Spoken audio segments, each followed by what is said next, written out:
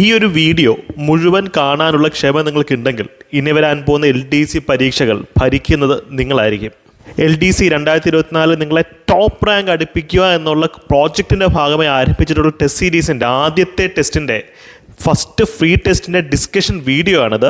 ഈ പരീക്ഷ നിങ്ങൾക്ക് ക്ലിയർ ചെയ്യാൻ വേണ്ടുന്ന ആയുധങ്ങൾ ഈ വീഡിയോയിൽ നന്നായി ചർച്ച ചെയ്ത് പോകുന്നുണ്ട്. ഈ ക്ലാസ്സിൻ്റെ സമഗ്രമായ നോട്ട്സ്, ടെസ്റ്റ് സീരീസിൻ്റെ ഫുൾ നോട്ട്സ് നിങ്ങൾക്ക് ടെലിഗ്രാം ചാനൽ അവൈലബിൾ ആണ്. അത് ദയവായി ഡൗൺലോഡ് ചെയ്ത് മൾട്ടിപ്പിൾ ടൈംസ് റിവിഷൻ നടത്താം. കഴിഞ്ഞ ഡിഗ്രി ലെവൽ ഞങ്ങളുടെ ഫസ്റ്റ് ഫ്രീ ടെസ്റ്റ് സീരീസിൻ്റെ ചോദ്യപേപ്പറിൽ നിന്നും ധാരാളം ചോദ്യങ്ങൾ ഡിഗ്രി ലെവലിൽ വന്നിരുന്നു. ആ രീതിയിൽ റിസർച്ച് ചെയ്ത് തയ്യാറാക്കിയിട്ടുള്ള PDF ആണ്. ക്വാളിറ്റി നിങ്ങൾ നേരിട്ട് കണ്ട് തന്നെ ബോധ്യപ്പെടുക. ടെലിഗ്രാം കുടുംബത്തിന് അംഗമാവുക. ഇത്തരത്തിലുള്ള ഫ്രീ PDFകളും ഡെയിലി മോക്ക് ടെസ്റ്റുകളും ഒക്കെ അവിടെയാണ് നിങ്ങൾക്ക് കിട്ടുന്നത്. അഫോർഡബിൾ കോഴ്സസിൻ്റെ ഡീറ്റെയിൽസ് ഞങ്ങൾ അവിടെയാണ് പൊതുവെ കൊടുക്കാറുള്ളത്. ചാനലിൻ്റെ ലിങ്ക് ഞാൻ കമൻറ്റ് സെക്ഷനിൽ പിൻ ചെയ്തേക്കാം. ലിങ്ക് വർക്ക് ആയില്ലെങ്കിൽ നിങ്ങൾക്ക് അനുദീപ് വ്ളോഗ്സ് എന്ന ടെലിഗ്രാമിൽ സെർച്ച് ചെയ്താൽ മതി, ചാനലിലേക്ക് വരാവുന്നതാണ്. വളരെ പ്രധാനപ്പെട്ട നോട്ട്സ് ആണ് ഇന്ന് തരുന്നത്. അത് കംപ്ലീറ്റ് ആയിട്ട് മൾട്ടിപ്പിൾ ടൈംസ് റിവിഷൻ നടത്തി തന്നെ പഠിക്കുക. അപ്പോൾ ഈ ഒരു ക്ലാസ്സും നോട്ട്സും ഒക്കെ നിങ്ങൾക്ക് യൂസ്ഫുൾ ആയെന്ന് തോന്നിയാൽ നിങ്ങൾ ഞങ്ങളുടെ ചാനൽ സബ്സ്ക്രൈബ് ചെയ്ത് സപ്പോർട്ട് ചെയ്യുക. നിങ്ങൾ ഒരു സുഹൃത്തിനെങ്കിലും ഈ ചാനൽ ഷെയർ ചെയ്ത് കൊടുക്കുക. വീഡിയോ ഡിസ്കഷനിലേക്ക് പോകുന്നതിന് മുമ്പ് LDC പരീക്ഷയ്ക്കല്ല ഏത് പരീക്ഷയ്ക്കാണെങ്കിലും ടോപ്പ് റാങ്ക് അടിക്കാനുള്ള ഒരു ഷോർട്ട് കട്ട് എന്താണ്? ആപ്ലിക്കേഷൻ ലെവൽ സ്റ്റഡിയാണ്. പരീക്ഷകൾ എഴുതി പഠിക്കുക എന്നുള്ളതാണ്. പരീക്ഷയിൽ നിങ്ങൾ തെറ്റിക്കുന്ന ഒരു ചോദ്യം ഒരിക്കലും നിങ്ങൾ എക്സാം ഹോളിൽ തെറ്റിക്കില്ല. യഥാർത്ഥ പരീക്ഷയിലൊന്നും തെറ്റിക്കില്ല. ആ ലെവലിൽ നമ്മുടെ തലച്ചോറിൽ ഇംപ്രിൻറ്റ് ചെയ്യുന്ന രീതിയിൽ തന്നെ 8 ഫുൾ ടെസ്റ്റുകളാണ് നിങ്ങൾക്ക് ഈ ഒരു ടെസ്റ്റ് സീരീസിൻ്റെ ഭാഗമായിട്ട് കിട്ടുക. കൂടാതെ ഡെയിലി മൈക്രോ ടെസ്റ്റുകൾ ഉണ്ടായിരിക്കും. 35 മൈക്രോ ടെസ്റ്റുകൾ നിങ്ങൾക്ക് കിട്ടുന്നതാണ്. കറണ്ട് അഫയേഴ്സും ബാക്കി സബ്ജക്റ്റും ഒരു റൗണ്ട് റിവിഷൻ നടത്താൻ ഈ ടെസ്റ്റ് സീരീസ് മതിയാകും. എക്സാമിന് മുമ്പ് ഒരു 1 റൗണ്ട് റിവിഷൻ നിങ്ങൾക്ക് 2 ദിവസം കൊണ്ട് നടത്താൻ ഈ ടെസ്റ്റ് സീരീസിൻ്റെ PDF കൂടെ പോയാൽ മതിയാവും. ടെസ്റ്റ് സീരീസിൽ ജോയിൻ ചെയ്യുന്ന സ്റ്റുഡൻസ് ദയവായി ടെസ്റ്റ് സീരീസ് അറ്റൻഡ് ചെയ്യുക, PDF വായിക്കുക, അവിടെ നിർത്തരുത്. വീഡിയോ ഡിസ്കഷൻസും കൂടെ അറ്റൻഡ് ചെയ്യാം എന്ന് ഉറപ്പുള്ള ആൾക്കാർ മാത്രം ടെസ്റ്റ് സീരീസിലേക്ക് വരും. ബിക്കോസ് പരീക്ഷയ്ക്ക് നിങ്ങൾക്ക് റാങ്ക് ബൂസ്റ്റ് ചെയ്യുന്ന സീക്രട്ട് ടെക്നിക്സ് ഒക്കെ പഠിപ്പിച്ചിരുന്ന വീഡിയോ ഡിസ്കഷനിലായിരിക്കും. വെറും 499 രൂപ മാത്രമുള്ള ഈ ടെസ്റ്റ് സീരീസിലേക്ക് നിങ്ങൾക്ക് വരാനായിട്ട് താഴെ കാണുന്ന നമ്പറിൽ ടെലിഗ്രാം മെസ്സേജ് അയച്ച് കോൺടാക്ട് ചെയ്യാവുന്നതാണ്. യെസ്, എല്ലാവർക്കും ഹായ്, ഹലോ, നമസ്കാരം. നമ്മൾ ഇന്നിവിടെ വന്നിരിക്കുന്നത് LDC ടെസ്റ്റ് സീരീസിന്റെ ഫസ്റ്റ് ടെസ്റ്റ്. അതൊരു ഓപ്പൺ ടെസ്റ്റ് ആയിരുന്നു. എല്ലാവർക്കും അറ്റൻഡ് ചെയ്യാൻ ഓപ്പൺ ടെസ്റ്റ് ആയിരുന്നു. അറ്റൻഡ് ചെയ്യാത്ത ആൾക്കാർക്ക് അത് അറ്റൻഡ് ചെയ്യുക. ഒരു ഓപ്പൺ ടെസ്റ്റിന്റെ ചോദ്യങ്ങളുടെ ഡിസ്കഷൻ ആണ് നമ്മളിവിടെ നടത്താൻ പോകുന്നത്. അപ്പൊ ഈ ഒരു ടെസ്റ്റ് സീരീസിനകത്ത് നമുക്കറിയാം, കഴിഞ്ഞ ഡിഗ്രി ലെവൽ എക്സാംസിനും നമ്മൾ 13 ടെസ്റ്റുകളുടെ വലിയൊരു ടെസ്റ്റ് സീരീസ് സംഘടിപ്പിച്ചിരുന്നു. എപ്പോഴും നമ്മുടെ ഫസ്റ്റ് ടെസ്റ്റ് ഫ്രീ ആയിട്ട് സ്റ്റുഡൻസിന് കൊടുക്കാറുണ്ട്. ആ ഫസ്റ്റ് ഫ്രീ ടെസ്റ്റിൽ നിന്ന് തന്നെ ധാരാളം ചോദ്യങ്ങൾ കഴിഞ്ഞ ഡിഗ്രി ലെവൽ പ്രിലിംസിൽ വന്നിരുന്നു. ഇനി വരാൻ പോകുന്ന പരീക്ഷകൾക്കും വരും. സോ ദയവായി നിങ്ങൾ ഫ്രീ ടെസ്റ്റുകളും ഈ പറയുന്ന ബാച്ചസ് ഒക്കെ മാക്സിമം യൂട്ടിലൈസ് ചെയ്യാം. ഇനി മുതലുള്ള നമ്മുടെ LDC ടെസ്റ്റുകൾ എന്ന് വെച്ച് കഴിഞ്ഞാൽ അത് എക്സ്ക്ലൂസീവ് ആയിരിക്കും. ബാച്ചിൽ അംഗമായിട്ടുള്ള സ്റ്റുഡൻസിന് മാത്രമേ ഇത് കിട്ടുക. അപ്പൊ ഈ ടെസ്റ്റിന്റെ ഭാഗമായി ടോപ്പ് 10 റാങ്കിൽ വന്നിട്ടുള്ള ആൾക്കാർക്ക് റാങ്ക് ബൂസ്റ്റർ ബാച്ച് സ്കോളർഷിപ്പ് കിട്ടുന്നതായിരിക്കും. റാങ്ക് ലിസ്റ്റ് എടുത്ത് നോക്കിയപ്പം ഭയങ്കര തമാശകളാണ്. ചില ആൾക്കാർ അരമണിക്കൂർ കൊണ്ടൊക്കെ എഴുതിയിട്ട് 100 മാർക്കും 90 മാർക്കും വാങ്ങിച്ചിട്ടുണ്ട്. അതൊക്കെ ഉടായിപ്പാണ്, അത് കാണുമ്പോൾ അറിയാം. സോ അതൊക്കെ എലിമിനേറ്റ് ചെയ്തിട്ട് റാങ്ക് ലിസ്റ്റ് ഫൈനലൈസ് ചെയ്തുകൊണ്ടിരിക്കുകയാണ്. ചില ആൾക്കാർക്ക് 45 മിനിറ്റ്സ് കൊണ്ടൊക്കെ എഴുതിയിട്ട് 70 മാർക്കൊക്കെ സ്കോർ ചെയ്തിട്ടുണ്ട്. നമുക്ക് കാണും, നമുക്ക് ആപ്പിനകത്ത് അതിന്റെ ടെക്നിക്സ് ഉണ്ട്. ആപ്പിന്റെ ആർട്ടിഫിഷ്യൽ ഇന്റലിജൻസ് ടൂൾ പ്രകാരം അത്തരത്തിൽ എന്താ പറയാ കോപ്പി ചെയ്ത് എഴുതുന്ന ആൾക്കാരെ നമുക്ക് കണ്ടെത്താൻ സാധിക്കും. സോ അല്ലാത്ത ആൾക്കാർക്ക് റാങ്ക് ലിസ്റ്റ് അത് ഉൾപ്പെടാൻ സാധിക്കുകയും നമ്മുടെ റാങ്ക് ബൂസ്റ്റർ ബാച്ച് കിട്ടുകയും ചെയ്തു. അതിന്റെ ഇൻഫർമേഷൻ ഉടനെ തരുന്നതായിരിക്കും. അപ്പൊ ഇന്നത്തെ വീഡിയോയിലേക്ക് നമ്മൾ കടക്കാണ്. ചോദ്യപേപ്പറിന്റെ എക്സ്റ്റെൻസീവ് ആയിട്ടുള്ള ഡിസ്കഷൻ ആണ്. ഇതിൽ നമ്മുടെ ഫിലോസഫി എന്താ? നമ്മുടെ അനുദീപ് വ്ളോഗ്സ് ചാനലിന്റെ ഫിലോസഫി, റാങ്ക് ലിസ്റ്റിലേക്ക് എത്താനുള്ള ഫിലോസഫി എന്താ? ഒരു ഇക്വേഷൻ ഉണ്ടല്ലോ. യെസ്, ആഴത്തിൽ പഠിക്കുക, അതിന്റെ കൂടെ കറക്കി കുത്താനും പഠിക്കുക. നന്നായിട്ട് സിലബസ് പഠിച്ചിട്ട് പോവുക. ഈ ടെസ്റ്റ് സീരീസ് കംപ്ലീറ്റ് ചെയ്ത് കഴിഞ്ഞാൽ നിങ്ങൾക്ക് സിലബസ് കറക്റ്റ് കവർ ചെയ്ത് കിട്ടും. എക്സാക്ട്ലി കാർത്തിക്. അതിനോടൊപ്പം തന്നെ അറിയാത്ത ചോദ്യങ്ങൾ വന്നെങ്കിൽ കറക്കി കുത്താനും പറ്റണം. ഇത് രണ്ടും കൂടെ ചേരുമ്പോഴാണ് സ്മാർട്ട് വർക്ക് വരുന്നത്. ഹാർഡ് വർക്കും സ്മാർട്ട് വർക്കും കൂടെ ചെയ്യുമ്പോഴാണ് നമുക്ക് ഉയരങ്ങൾ കീഴടക്കാൻ സാധിക്കുക. സോ ഈ ഒരു ടെസ്റ്റ് സീരീസിനകത്തും നമ്മളിപ്പോൾ സ്റ്റാർട്ട് ചെയ്തിട്ടുള്ള റാങ്ക് ബൂസ്റ്റർ ബാച്ചിലൊക്കെ ഈ ഒരു സ്ട്രാറ്റജിയാണ് നമ്മൾ ഫോളോ ചെയ്യുന്നത്. സ്മാർട്ട് വർക്കും വേണം, കൂടെ നന്നായിട്ട് കഷ്ടപ്പെടാം, ഹാർഡ് വർക്കും വേണം. LDCയിൽ നിങ്ങളുടെ ജില്ലകളിലെ ടോപ്പ് റാങ്കിലേക്ക് എത്താൻ നിങ്ങൾക്ക് അത് ഭയങ്കരമായിട്ട് ഹെൽപ്പ് ചെയ്യുന്നത് 100% ഉറപ്പാണ്. ഓക്കെ, സോ നമുക്ക് ഇന്നത്തെ ടെസ്റ്റിലേക്ക് കിടക്കാം. ഇവിടെ ടെസ്റ്റ് ചോദ്യം, അതിന് അതിവിശാലമായ ആൻസർ കീ ആയിരിക്കും നിങ്ങൾക്ക് കിട്ടുക. ആ ആൻസർ കീ മതി നിങ്ങൾക്ക് LDC പരീക്ഷയുടെ 2 ദിവസം മുമ്പ് സിലബസ് പൂർണ്ണമായ റിവിഷൻ നടത്താൻ വേണ്ടി. അത് മതിയാവും. ആ രീതി റിസർച്ച് ചെയ്ത് ക്രീം ആയിട്ടുള്ള പോയിന്റ്സ് മാത്രമാണ് അത് ഉൾപ്പെടുത്തിയിട്ടുള്ളത്. ഒരു റാങ്ക് ഫയൽ മുഴുവൻ അതിനകത്ത് ഉൾപ്പെടുത്തിയിട്ടില്ല. നമുക്ക് ഒരു ഡിക്ഷണറി പഠിച്ചു കഴിഞ്ഞാൽ വൊക്കാബുലറിയിലെ എല്ലാ മാർക്ക് അതിൽ നിന്ന് കിട്ടും. പക്ഷെ ഇത് പോസിബിൾ ആണോ? അല്ല. സെലക്ടഡ് ആയിട്ട് 100 വൊക്കാബുലറി പഠിച്ചിട്ട് അതിൽ നിന്ന് 10 മാർക്ക് വാങ്ങിച്ചെടുക്കുന്നതാണ് കഴിവ്. അപ്പൊ ഈ ടെസ്റ്റ് സീരീസ് അങ്ങനെയാണ്. ഏറ്റവും ഹയസ്റ്റ് പ്രോബബിൾ ക്വസ്റ്റ്യൻസ് വരാൻ സാധ്യതയുള്ള ചോദ്യങ്ങൾ ഒക്കെയാണ് അതിനകത്ത് ഉൾപ്പെടുത്തിയിട്ടുള്ളത്. അസോസിയേറ്റഡ് ഫാക്ടുകൾ അത് വിശാലമായി നിങ്ങൾക്ക് തരുന്നതാണ്. പക്ഷെ നിങ്ങൾക്ക് പഠിച്ചെടുക്കാൻ പറ്റുന്ന രീതിയിലാണ്. എപ്പോഴും പറയുന്ന പോലെ ഈ പ്രോജക്റ്റിനകത്ത് ഞങ്ങൾ മനസ്സിൽ ഏറ്റവും കൂടുതൽ കരുതുന്നത് വീട്ടമ്മമാരെയും വർക്കിംഗ് കാൻഡിഡേറ്റ്സിനും തന്നെയാണ്. അവർക്കാണ് ഏറ്റവും കുറച്ച് സമയം മാത്രം ഇൻവെസ്റ്റ് ചെയ്യുന്ന ആൾക്കാർ. ആ കുറച്ച് സമയം ഇൻവെസ്റ്റ് ചെയ്തുകൊണ്ട് മാക്സിമം മാർക്ക് നേടിയെടുക്കാനായിട്ട് ദയവായി ഞാൻ ഇന്ന് പറയുന്ന സ്റ്റഡി പാറ്റേൺ ഫോളോ ചെയ്യുക. ഓക്കെ, അപ്പൊ നമുക്ക് ഒന്നാമത്തെ ചോദ്യത്തിലേക്ക് കടക്കാം. ആദ്യത്തെ ചോദ്യങ്ങളൊക്കെ വളരെ ലളിതമാണ്. അത് എക്സാം സൈക്കോളജിയാണ്. ബിക്കോസ് ഈസി ചോദ്യങ്ങൾ ഫസ്റ്റ് തന്നു കഴിഞ്ഞാൽ നമ്മൾ അപ്പൊ ഉള്ള പ്രശ്നം എന്താ? നമ്മൾ ഇപ്പൊ ഒന്നാമത്തെ ചോദ്യം എന്താ? ഇന്ത്യയുടെ 12ാമത്തെ മുഖ്യ വിവരാവകാശ കമ്മീഷണർ. പത്രം വായിക്കുകയും കണ്ടപേച്ച് കൊടുക്കുന്ന എല്ലാവർക്കും ഒരു ഉത്തരം അറിയാം. ഒരു ഉത്തരം എന്ത് വരും? ഹീരാലാൽ സമരിയ അല്ലെ? ഇപ്പം ഫസ്റ്റ് ഒരു ഈസി ക്വസ്റ്റ്യൻ നമ്മൾ ഇട്ടതിന്റെ പർപ്പസ് എന്താന്ന് വെച്ച് കഴിഞ്ഞാൽ നിങ്ങളുടെ ഒരു അലേർട്ട്നെസ് ലെവൽ കുറയ്ക്കുക എന്നുള്ളതാണ്. കാരണം നിങ്ങൾ എക്സാം ഹോളിൽ കയറുമ്പോഴത്തേക്കും ഭയങ്കര കണ്ണിങ് ആയിട്ട് അല്ലെങ്കിൽ ഭയങ്കര അലേർട്ടായിട്ട് ആയിരിക്കും കയറുക. ഒരു ഈസി ചോദ്യം തന്നു കഴിഞ്ഞാൽ ഇത്രയൊക്കെ ഉള്ളോ ചോദ്യം എന്നുള്ള രീതിയിൽ നിങ്ങളുടെ അവയർനെസ് ലെവൽ കുറയും. പിന്നെ താഴോട്ട് നല്ല ഡിഫിക്കൽട്ട് ചോദ്യങ്ങൾ വരുന്നുണ്ട്. ഒരിക്കലും ഒരു ഈസി ചോദ്യം കാണുമ്പോഴത്തേക്കും നിങ്ങളുടെ ഒരു മെന്റൽ അവയർനെസ് കുറയരുത്.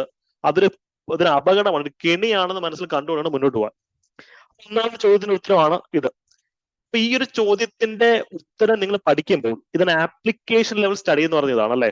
നമ്മുടെ എക്സാം ഹോളിലും നമുക്ക് മാർക്ക് വാരിക്കൂട്ടാൻ ഏറ്റവും നല്ല ആപ്ലിക്കേഷൻ ലെവൽ സ്റ്റഡി ചോദ്യങ്ങളിൽ കൂടെ പഠിക്കണം. പക്ഷെ കോണ്ടെക്സ്റ്റ് അറിഞ്ഞ് പഠിക്കണം. ഇവിടെ നമുക്കിനി വരാൻ സാധ്യതയുള്ള ചോദ്യങ്ങൾ ഏതൊക്കെയാ? ഇന്ത്യയിൽ ആദ്യത്തെ ദളിത് മുഖ്യ വിവരാവകാശ കമ്മീഷണറായി നിയമിതനായത് ആര്? അതും ഇതേ വ്യക്തി തന്നെയാണ്. ഇദ്ദേഹത്തിന് മുമ്പ് ആരായിരുന്നു 11ാമത്തെ വിവരാവകാശ കമ്മീഷണർ? ആരായിരുന്നു? യശ്വന്തൻ കുമാർ സിൻഹ അല്ലെ. ഇതേപോലെ സംസ്ഥാന വിവരാവകാശ മുഖ്യ കമ്മീഷണറാണ് പി ഹരിനായർ. ഇത്തരത്തിൽ ഈ ഒരു മേഖലയിൽ നിന്ന് നിങ്ങൾക്ക് ചോദിക്കാൻ സാധ്യതയുള്ള ചോദ്യങ്ങൾ ഹാൻഡ് പിക്ക് ചെയ്ത് വിശാലമായിട്ട് ഇവിടെ കൊടുത്തിട്ടുണ്ട്. ഇവിടെ മുൻ വിവരാവകാശ കമ്മീഷണർ വിശ്വാസ് മേത്തയുടെ ആത്മകഥ ഏതാ? അതിജീവനം. ഇത്തരത്തിൽ വളരെ വിശാലമായിട്ടുള്ള ആൻസർ കീസായി നിങ്ങൾക്ക് തരാം. ഒരു ചോദ്യം അതിന് ഉത്തരം പഠിക്കുന്നതിനോടൊപ്പം അസോസിയേറ്റഡ് ഫാക്ട്, കണക്റ്റഡ് ഫാക്ടിലൂടെ പഠിച്ചിട്ട് പോയി കഴിഞ്ഞാൽ നിങ്ങൾ അൺബീറ്റബിൾ ആയിരിക്കും. ഇത് പഠിക്കാത്ത ചോദ്യം വന്നാലും നമുക്ക് ഉത്തരം കണ്ടെത്താൻ പറ്റണം. അവിടെയാണ് എലിമിനേഷൻ ടെക്നിക്സിന്റെ സിഗ്നിഫിക്കൻസ് വരിക. നമുക്ക് അതൊക്കെ ഇന്നത്തെ ക്ലാസ്സിൽ വർക്ക്ഔട്ട് ചെയ്യാം. Okay, yes. അപ്പോൾ കണ്ടോ, ഇത്രയും കാര്യങ്ങൾ അവിടെ വന്നിട്ടുണ്ട്.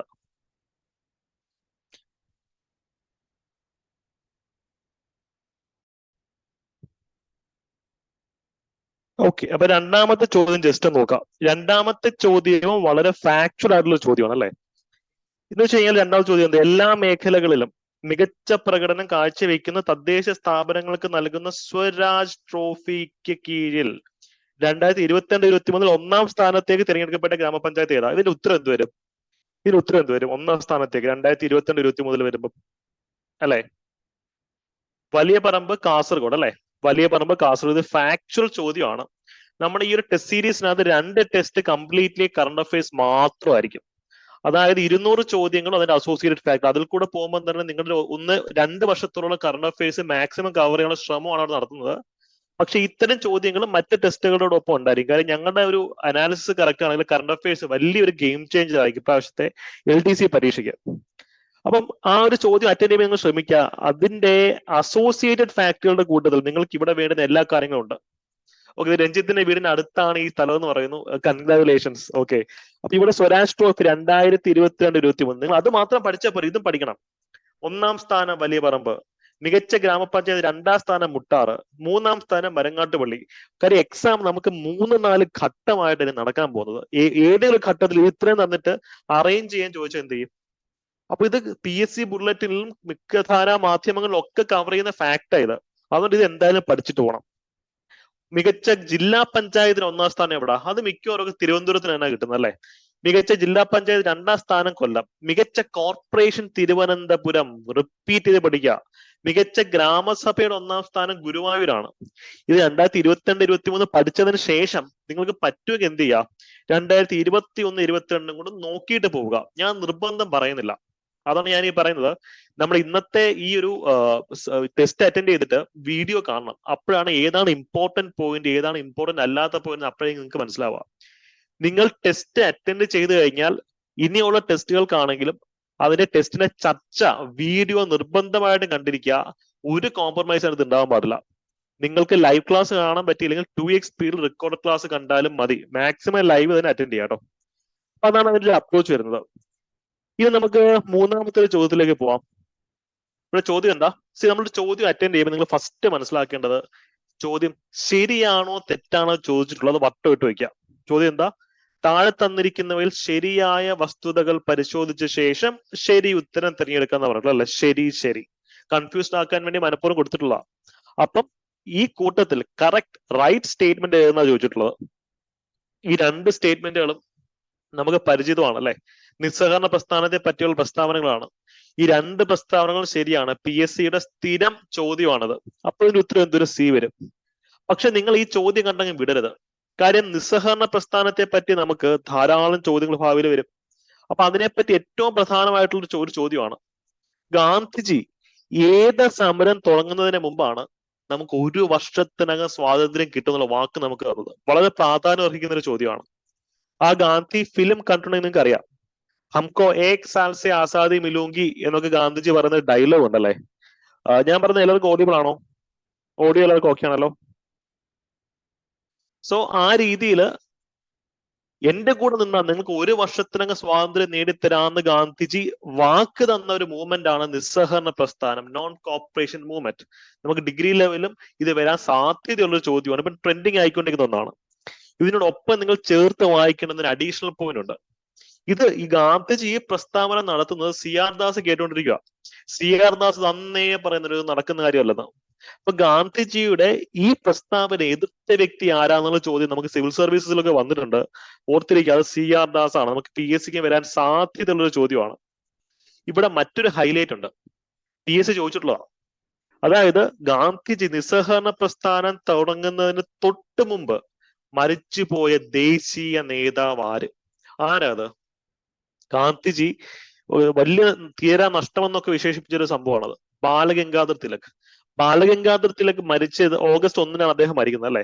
അദ്ദേഹത്തിന്റെ 64ാമത്തെ വയസ്സിൽ അദ്ദേഹം അന്തരിക്കുന്നു. അതിനുശേഷമാണ് നമ്മൾ നോൺ കോപ്പറേഷൻ മൂവ്മെന്റ്, നിസ്സഹകരണ പ്രസ്ഥാനം ആരംഭിക്കുന്നത് എന്നുള്ള കാര്യം അറിഞ്ഞിരിക്കാം. ഇതൊക്കെ വളരെ പ്രധാനപ്പെട്ട ഫാക്ടുകളാണ്. ഇത് മാത്രമല്ല, നിസ്സഹകരണ പ്രസ്ഥാനത്ത് നിന്ന് ഇതുവരെ ചോദിച്ചിട്ടുള്ള എല്ലാ ചോദ്യങ്ങളും, ഇനി വരാൻ സാധ്യതയുള്ള ചോദ്യങ്ങളും എല്ലാം ഞങ്ങൾ കണ്ടെത്തി നിങ്ങൾക്ക് തന്നിട്ടുണ്ട്. ഇത് കുത്തിയിരുന്ന് പഠിക്കുക എന്നുള്ളത് നിങ്ങളുടെ റെസ്പോൺസിബിലിറ്റി ആയിരിക്കും. ഓരോ ഫാക്ട്, ഇത് കുറെ ഫാക്ട് ഒന്നും നിങ്ങൾക്ക് തരുന്നില്ല. നിങ്ങൾ വായിച്ചിട്ട് പോകേണ്ടുന്ന ഫാക്ട് മാത്രമേ ഉള്ളൂ. കൃത്യമായി അത് പഠിച്ചിട്ട് തന്നെ പോവുക. Okay, yes. ഗാന്ധിജിയുടെ ആദ്യത്തെ ദേശീയ പ്രക്ഷോഭം ഇതായിരുന്നു, ദേശീയ തലത്തിലുള്ളത്. അപ്പൊ ചമ്പാരൻ സത്യാഗ്രഹം എന്താ? ഇതല്ലേ? ഇവിടെയാണ് കൺഫ്യൂസിങ് ഫാക്ട് വരുന്നത്. എന്റെ കൂടെ നിൽക്കുക നിങ്ങൾ.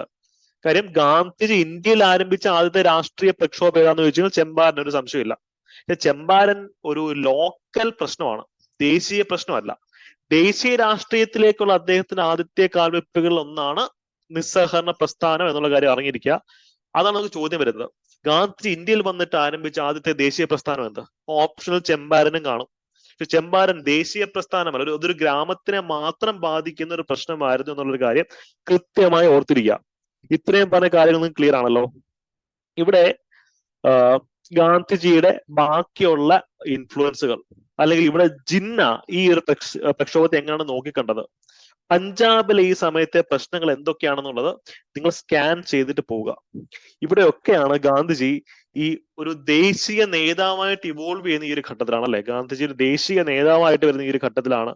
നേരത്തെ പ്രാദേശികമായ പ്രശ്നങ്ങളിൽ അദ്ദേഹം ഇടപെട്ടുകൊണ്ടിരുന്നത്. അതുകൊണ്ട് തന്നെ പരീക്ഷയ്ക്ക് റിപ്പീറ്റ് ചെയ്ത് വരുന്ന ഒരു ചോദ്യമാണിത്. ഓക്കെ, ഇവിടെ നമുക്ക് മറ്റൊരു ഡിഫിക്കൽട്ട് ചോദ്യം പരിചയപ്പെട്ടു. ഇത്രയും ചോദ്യങ്ങൾ എന്തായിരുന്നു? ഈസി ആയിരുന്നു. അത് മനഃപൂർവ്വം ഇട്ടിരിക്കുന്നതാ, എക്സാം സൈക്കോളജിയാ. ഇനി നിങ്ങളുടെ അവയർനെസ് ലെവൽ ഒന്ന് താന്നിരിക്കുക.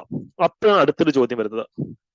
അതായത് ചേരിചേരാ പ്രസ്ഥാനവുമായി ബന്ധപ്പെട്ട സമ്മേളനങ്ങൾ ഏവ എന്നാണ് ചോദിച്ചിട്ടുള്ളത്. ബെൽഗ്രേഡ് സമ്മേളനം ചേരിചേരാ പ്രസ്ഥാനവുമായി എന്തൊക്കെയോ ബന്ധപ്പെട്ടുള്ള, നമ്മൾ എവിടെയൊക്കെ കേട്ടിട്ടുണ്ടത്. ബാന്തോങ് സമ്മേളനവും റിപ്പീറ്റഡ് ചോദ്യമാണ്. നമ്മൾ PSCയിൽ റിപ്പീറ്റഡ് ക്വസ്റ്റ്യൻ, നമ്മൾ അതിനെ എവിടെയൊക്കെയോ കേട്ടിട്ടുണ്ട്. ബ്രിയോണി സമ്മേളനം ചേരിചേരാ പ്രസ്ഥാനമായിട്ട് എന്തെങ്കിലും ബന്ധമുണ്ടോ? ബ്രിയോണി സമ്മേളനത്തിന് ഉണ്ട്. ഇത് വളരെ പ്രാധാന്യം അർഹിക്കുന്ന ഒരു ഫാക്ട് ആണ്. അപ്പൊ ഇതിന്റെ ഒരു ഫാക്ടിൽ നമുക്ക് എങ്ങനെ വരാൻ പറ്റുമെന്ന് നോക്കാം. എന്തായാലും ബെൽഗ്രേഡ് ബാന്തും ഉണ്ടെന്ന് നിങ്ങൾക്ക് അറിയാലോ. അപ്പൊ ഇതിന് ഉത്തരം ഒന്നുകിൽ ബി വരും അല്ലെങ്കിൽ സി വരും. അപ്പൊ എലിമിനേഷൻ ടെക്നിക്ക് ഉപയോഗിച്ച് നിങ്ങൾ ഫസ്റ്റ് രണ്ടെണ്ണം കളഞ്ഞു. ഇതിനകത്ത് ഏതാണെന്നുള്ളതാണ് ചോദ്യം. ഇത് കേട്ടിട്ടില്ല, പലരും കേട്ടിട്ടില്ല എന്നുള്ള മെസ്സേജ് അയക്കുന്നുണ്ട്. കാര്യം ഈ ഒരു സമ്മേളനത്തിന്റെ പ്രസക്തി എന്താണെന്ന് ഞാൻ പറഞ്ഞുതരാം. കാര്യം ഇവിടെ നമുക്ക് ഇവിടുത്തെ പ്രധാനപ്പെട്ട ഫാക്ടുകൾ ഒക്കെ ഒന്ന് നോക്കിയിട്ട് പോകാം അല്ലെ. ചേരിചേരാ പ്രസ്ഥാനം, അതായത് നോൺ അലൈൻമെന്റ് മൂവ്മെന്റ്, ഈ പ്രസ്ഥാനത്തിന്റെ പിറവിക്ക് കാരണമായ സമ്മേളനം ഏതാന്ന് ചോദിച്ചു കഴിഞ്ഞാല് നിങ്ങൾ എന്ത് പറയും? അത് ഇന്തോനേഷ്യയിലെ ബാന്തുങ്ങിൽ വെച്ച് നടന്ന സമ്മേളനമാണ്. ബാന്തുങ് സമ്മേളനം. ഇതാണ് 1955 സമ്മേളനം. ഇനി മറ്റൊരു കൺഫ്യൂസിങ് ഫാക്ട് ഉണ്ട്. നമുക്ക് ബാന്തുങ്ങും ബെൽഗ്രേഡും മാറിപ്പോകും അല്ലെ. ഇങ്ങനെ ആലോചിച്ച ഫസ്റ്റ് ബെൽ എന്ന് ആലോചിച്ചാൽ മതി. നമ്മൾ സ്കൂളിൽ പോകുമ്പോൾ ഫസ്റ്റ് ബെൽ അടിക്കില്ലേ, ഫസ്റ്റ് ബെൽ, അത്ര ആലോചിക്കുക. അതായത് ചേരിചേരാ പ്രസ്ഥാനത്തിന് ആദ്യ സമ്മേളനമാണ് ബെൽഗ്രേഡ്, ഫസ്റ്റ് ബെൽ. തീർന്നു. നിങ്ങൾ ഇത് മാത്രം പഠിച്ചാൽ മതി. ബെൽഗ്രേഡിലാണ് ചേരിചേരാ പ്രസ്ഥാനത്തിന്റെ ആദ്യത്തെ സമ്മേളനം. അപ്പം ബാന്തുങ് നടന്നു. ഇവിടെ അതിനെപ്പറ്റി ചർച്ച ചെയ്തേ ഉള്ളൂ. നമുക്ക് ഇങ്ങനെ ഒരു അസോസിയേഷൻ ഉണ്ടാക്കിയാലോ എന്ന് ലോക നേതാക്കൾ ചർച്ച ചെയ്യുക മാത്രമാണ് അവിടെ ചെയ്തത്. ആ ചർച്ചയ്ക്ക് ശേഷം സമ്മേളനത്തിന്റെ ഈ ചേരിചേരാ പ്രസ്ഥാനത്തിന് ആദ്യ സമ്മേളനം എന്ന് നടക്കുന്നത് ബെൽഗ്രേഡിലാണ്. ബെൽഗ്രേഡ് എവിടെയാണെന്ന് വെച്ചാൽ സെർബിയയിലാണ്. ഇനി ഇത് മാറിപ്പോവൂ? ബാന്തുങ്ങും ബെൽഗ്രേഡും മാറിപ്പോവൂ? PS ഇതൊക്കെ ചോദിച്ചു ബോറടിച്ചിരിക്കുന്നതുകൊണ്ട് ഇനി വരാൻ സാധ്യതയുള്ള ചോദ്യങ്ങൾ നമുക്കിത് പരിചയപ്പെടാം. ഓക്കെ, ഇവിടെ ചേരിചേരാ പ്രസ്ഥാനത്തിന്റെ നാഴികക്കല്ലായ ബാന്തുങ് സമ്മേളനത്തിന്റെ ശില്പി ആരെന്നുള്ള ചോദ്യം വരാം. അഹമ്മദ് സുഗർണോ. ഈ ശില്പി അല്ലെങ്കിൽ ഇന്ത്യയുടെ ശില്പി, റെയിൽവേയുടെ ശില്പി എന്നൊക്കെ പറയുന്നത്, അല്ലെങ്കിൽ ഇന്ത്യൻ പ്ലാനിങ്ങിന്റെ ശില്പികളെ സംബന്ധിച്ചുള്ള ചോദ്യം PSക്ക് വളരെ പ്രിയപ്പെട്ടതാണ്. ഇനി ചേരിചേരാ പ്രസ്ഥാനത്തിന്റെ ബാന്തുങ് സമ്മേളനത്തിന്റെ ശില്പി ആരാന്ന് ചോദിക്കുന്നത് അഹമ്മദ് സുഗർണോ ആണെന്നുള്ള കാര്യം ഓർത്തിരിക്കുക. ചേരിചേരാ പ്രസ്ഥാനത്തിന് ആ പേര് നിർദ്ദേശിച്ച ആരാ? ഒരു മലയാളിയാ. വളരെ പ്രസക്തമായിട്ടുള്ള ചോദ്യമാണത്. Non alignment movement. കാര്യം ലോകം മുഴുവൻ അമേരിക്കയുടെ കൂടെയോ റഷ്യയുടെ കൂടെയോ പൊക്കോണ്ടിരുന്ന സമയത്ത് നമ്മൾ ഒരു ചേരിയിലും ചേരുന്നില്ല എന്ന് പ്രഖ്യാപിച്ചുകൊണ്ട് VK കൃഷ്ണമേനോൻ എന്ന് പറയുന്ന മലയാളികളുടെ അഭിമാനമാണ്. ഇദ്ദേഹമാണ് എന്ത് പറഞ്ഞത്? നമുക്ക് ഈ ഒരു പ്രസ്ഥാനത്തിന് ഇങ്ങനെ തന്നെ പേരിടാം, നോൺ അലൈൻമെന്റ് മൂവ്മെന്റ്. ഇവിടെയാണ് നിങ്ങൾക്ക് റാങ്ക് നേടിത്തരുന്ന ഒരു പോയിന്റ് ഉള്ളത്. ബ്രിയോണി സമ്മേളനം. ഇത് 1956 ചേരിചേരാ പ്രസ്ഥാനത്തിന്റെ വളരെ പ്രസക്തമായ ഒരു സമ്മേളനമാണ്. ഈ സമ്മേളനം ഈ ചേരിചേരാ പ്രസ്ഥാന നയത്തിന്റെ രൂപീകരണത്തിനും അതിനെ അടിസ്ഥാനമിടുന്നതിലൊക്കെ വളരെ വലിയ റോളാണ് വഹിച്ചിട്ടുള്ളത്. ചേരിചേരാ പ്രസ്ഥാനത്തിന്റെ ചരിത്രം പഠിക്കുമ്പോൾ നമുക്ക് ബ്രിയോണിയെ മറന്നുകൊണ്ട് ചരിത്രം പഠിക്കാൻ ഒക്കില്ല. അവർ കൃത്യമായിട്ടും ഇത് ഓർത്തിരിക്കുക. Okay, yes. നമുക്ക് അടുത്തൊരു ചോദ്യത്തിലേക്ക് പോയാൽ, അടുത്തൊരു ചോദ്യം. സ്പീഡ് കൂടുന്നുണ്ടോ? എല്ലാവർക്കും ഓക്കെ ആണോ? ഞാനതൊരു റിവിഷൻ പോലെയാണ് കരുതുന്നത്. കാര്യം നമുക്ക് ഇത് കൂടെ കംപ്ലീറ്റ് റിവിഷൻ കിട്ടണം. ഓരോ ചോദ്യത്തിലും ഒരു മിനിമം എമൗണ്ട് ഓഫ് ടൈം ഇട്ടാണ് സംസാരിക്കുന്നത്. സ്പീഡൊക്കെ എല്ലാവർക്കും ഓക്കെ ആണോ? ഓക്കെ ആണ്, ഫൈൻ. അടുത്തൊരു ചോദ്യത്തിലേക്ക് നമുക്ക് പോവാം അല്ലെ. ഈ ഒരു ചോദ്യം നമുക്ക് എലിമിനേഷൻ ടെക്നിക്ക് ഉപയോഗിച്ച് എങ്ങനെ കിട്ടുന്നത് നോക്കിയാലോ. എലിമിനേഷൻ ടെക്നിക്ക് ഉപയോഗിച്ച് എങ്ങനെ കിട്ടുന്നത് നോക്കാം. ചോദ്യം എന്താ? താഴെ തന്നിരിക്കുന്നവയിൽ ശരിയായ രീതിയിൽ ക്രമപ്പെടുത്തുക. ആദ്യം നടന്നത് ഏത്, രണ്ടാമത്, മൂന്നാമത്, നാലാമത്, അങ്ങനെയാണ് ചോദിച്ചിട്ടുള്ളത്. അപ്പം ഇത് ഞങ്ങൾ മനഃപൂർവ്വമാണ് വലുതിൽ നിന്ന് ചെറുതിലേക്കോ ചെറുതിൽ നിന്ന് വലുതിലേക്കോ ക്രമപ്പെടുത്താൻ പറയാത്തത്. അതൊക്കെ നിങ്ങളുടെ ലോജിക്ക് അനുസരിച്ച് ചെയ്തു. ബിക്കോസ് ഓപ്ഷനകത്ത് അങ്ങനെയുള്ള ഓപ്ഷനേ ഉള്ളൂ.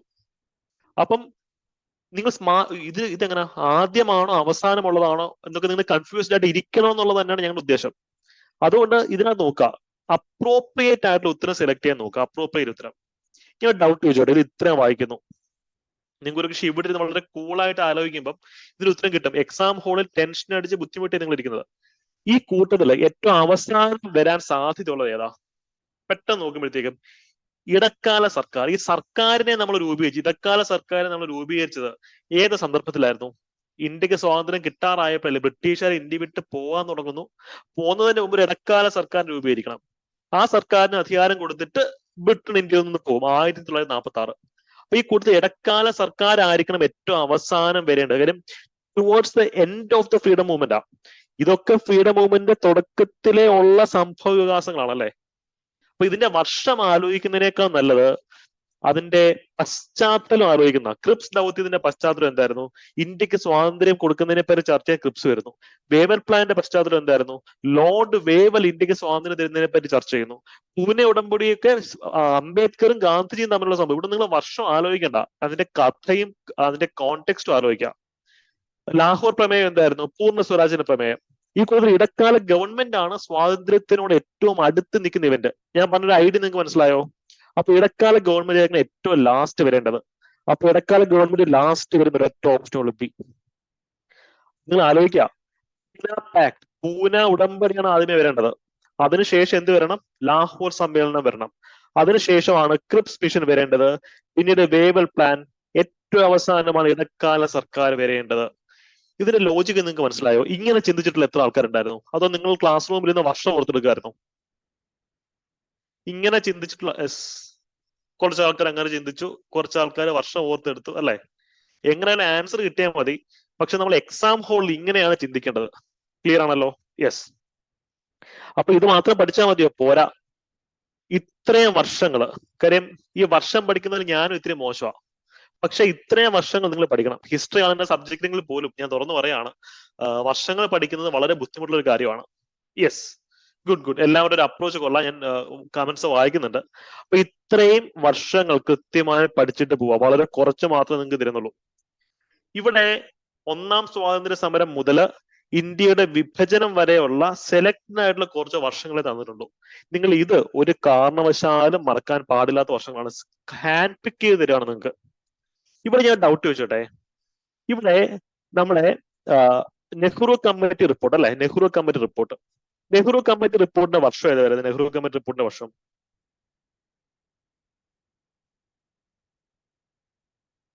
നെഹ്റു കമ്മിറ്റി റിപ്പോർട്ടിന്റെ വർഷം 1928, അല്ലെ?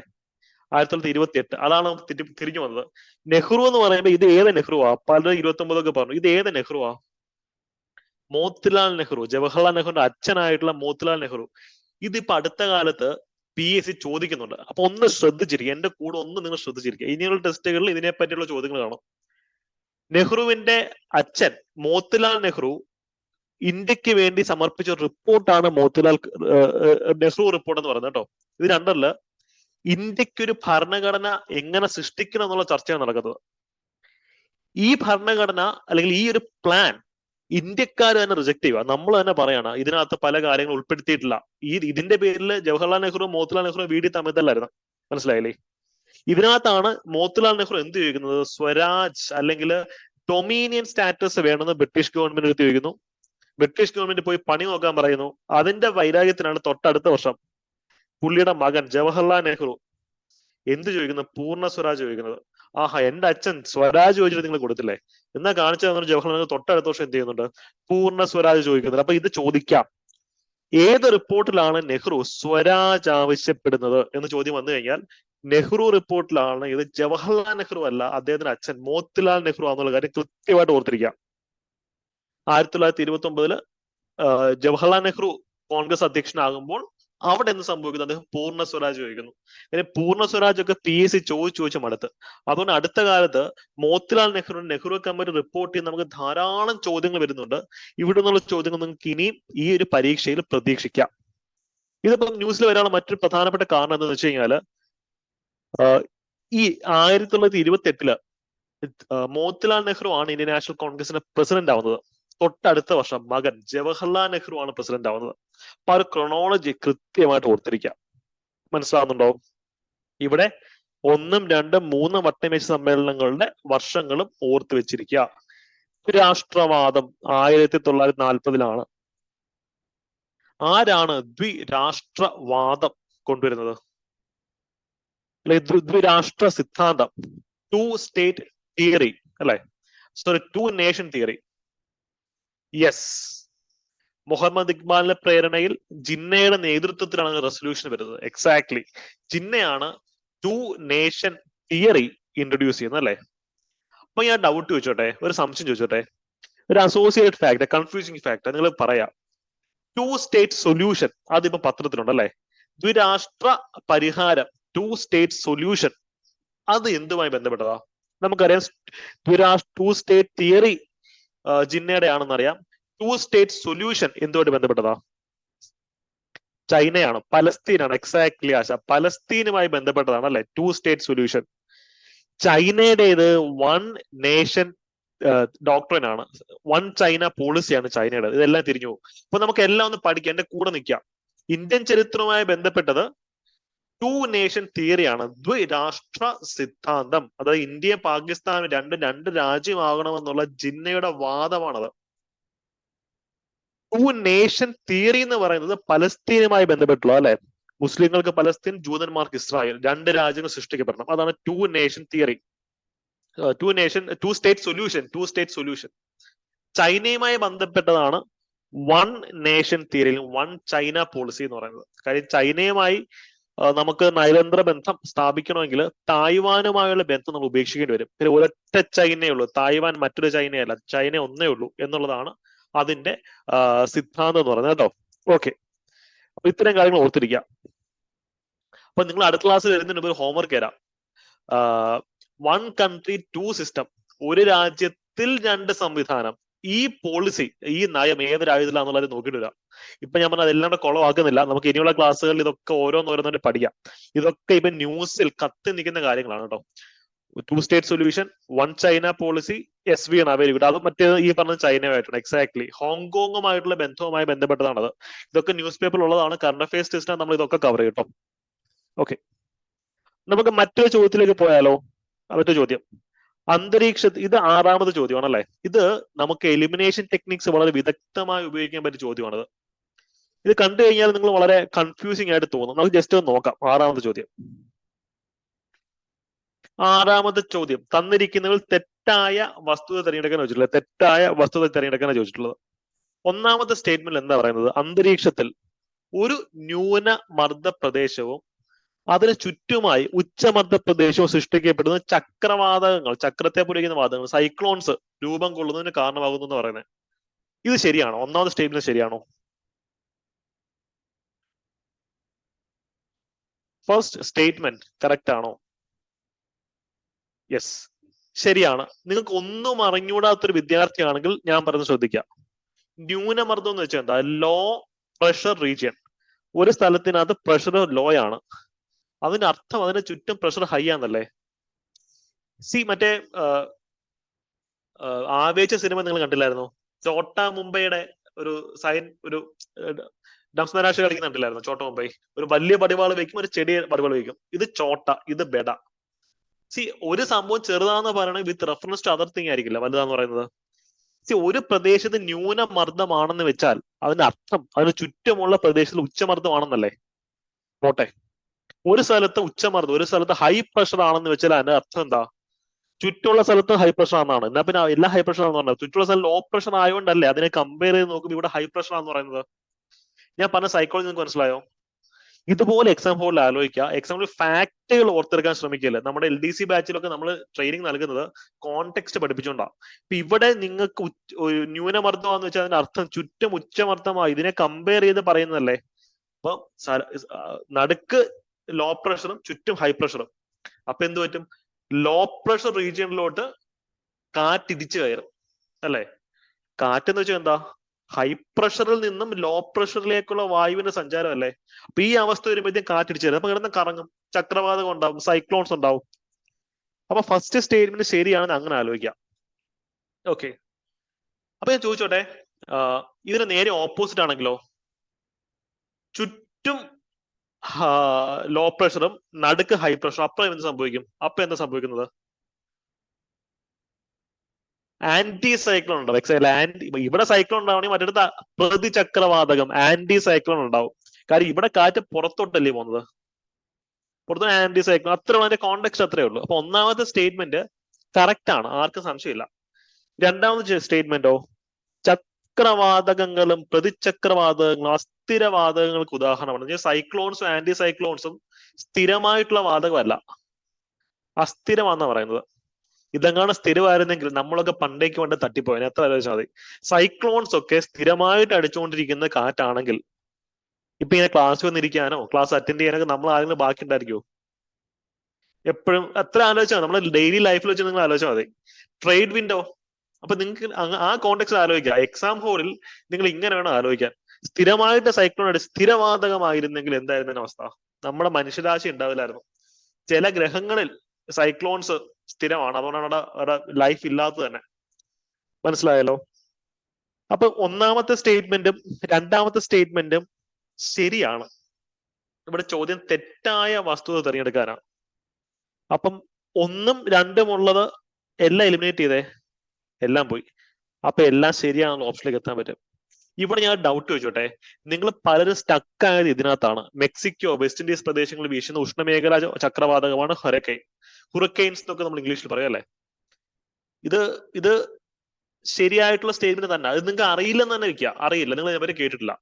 പക്ഷെ ഒന്നാമത്തെ രണ്ടാമത്തെ സ്റ്റേറ്റ്മെന്റ് ശരിയാണെങ്കിൽ ഓപ്ഷനിലേക്ക് നിങ്ങൾ നോക്കിയേ. കാര്യം നമ്മൾ ഒരു സ്റ്റേറ്റ്മെന്റിനെ പറ്റി കൃത്യമായ ധാരണ കിട്ടി കഴിഞ്ഞാൽ അടുത്ത സ്റ്റേറ്റ്മെന്റിലേക്ക് അല്ല പോകേണ്ടത്, ഓപ്ഷനിലേക്കാണ് പോകേണ്ടത്. ഇവിടെ തെറ്റായ വസ്തുത ചോദിച്ചിട്ടുള്ളത് 1ഉം 2ഉം ശരിയാണ്. അപ്പൊ 1, 2 ഉള്ള ഓപ്ഷൻ എല്ലാം വെട്ടിക്കളഞ്ഞേ. കണ്ടോ, എല്ലാം ശരിയാണെന്നുള്ള ഓപ്ഷനിലേക്ക് എത്താൻ പറ്റും. ഈ രീതിയിൽ ഈ ചോദ്യത്തിന് അപ്രോച്ച് ചെയ്ത ആരെങ്കിലും ഉണ്ടോ?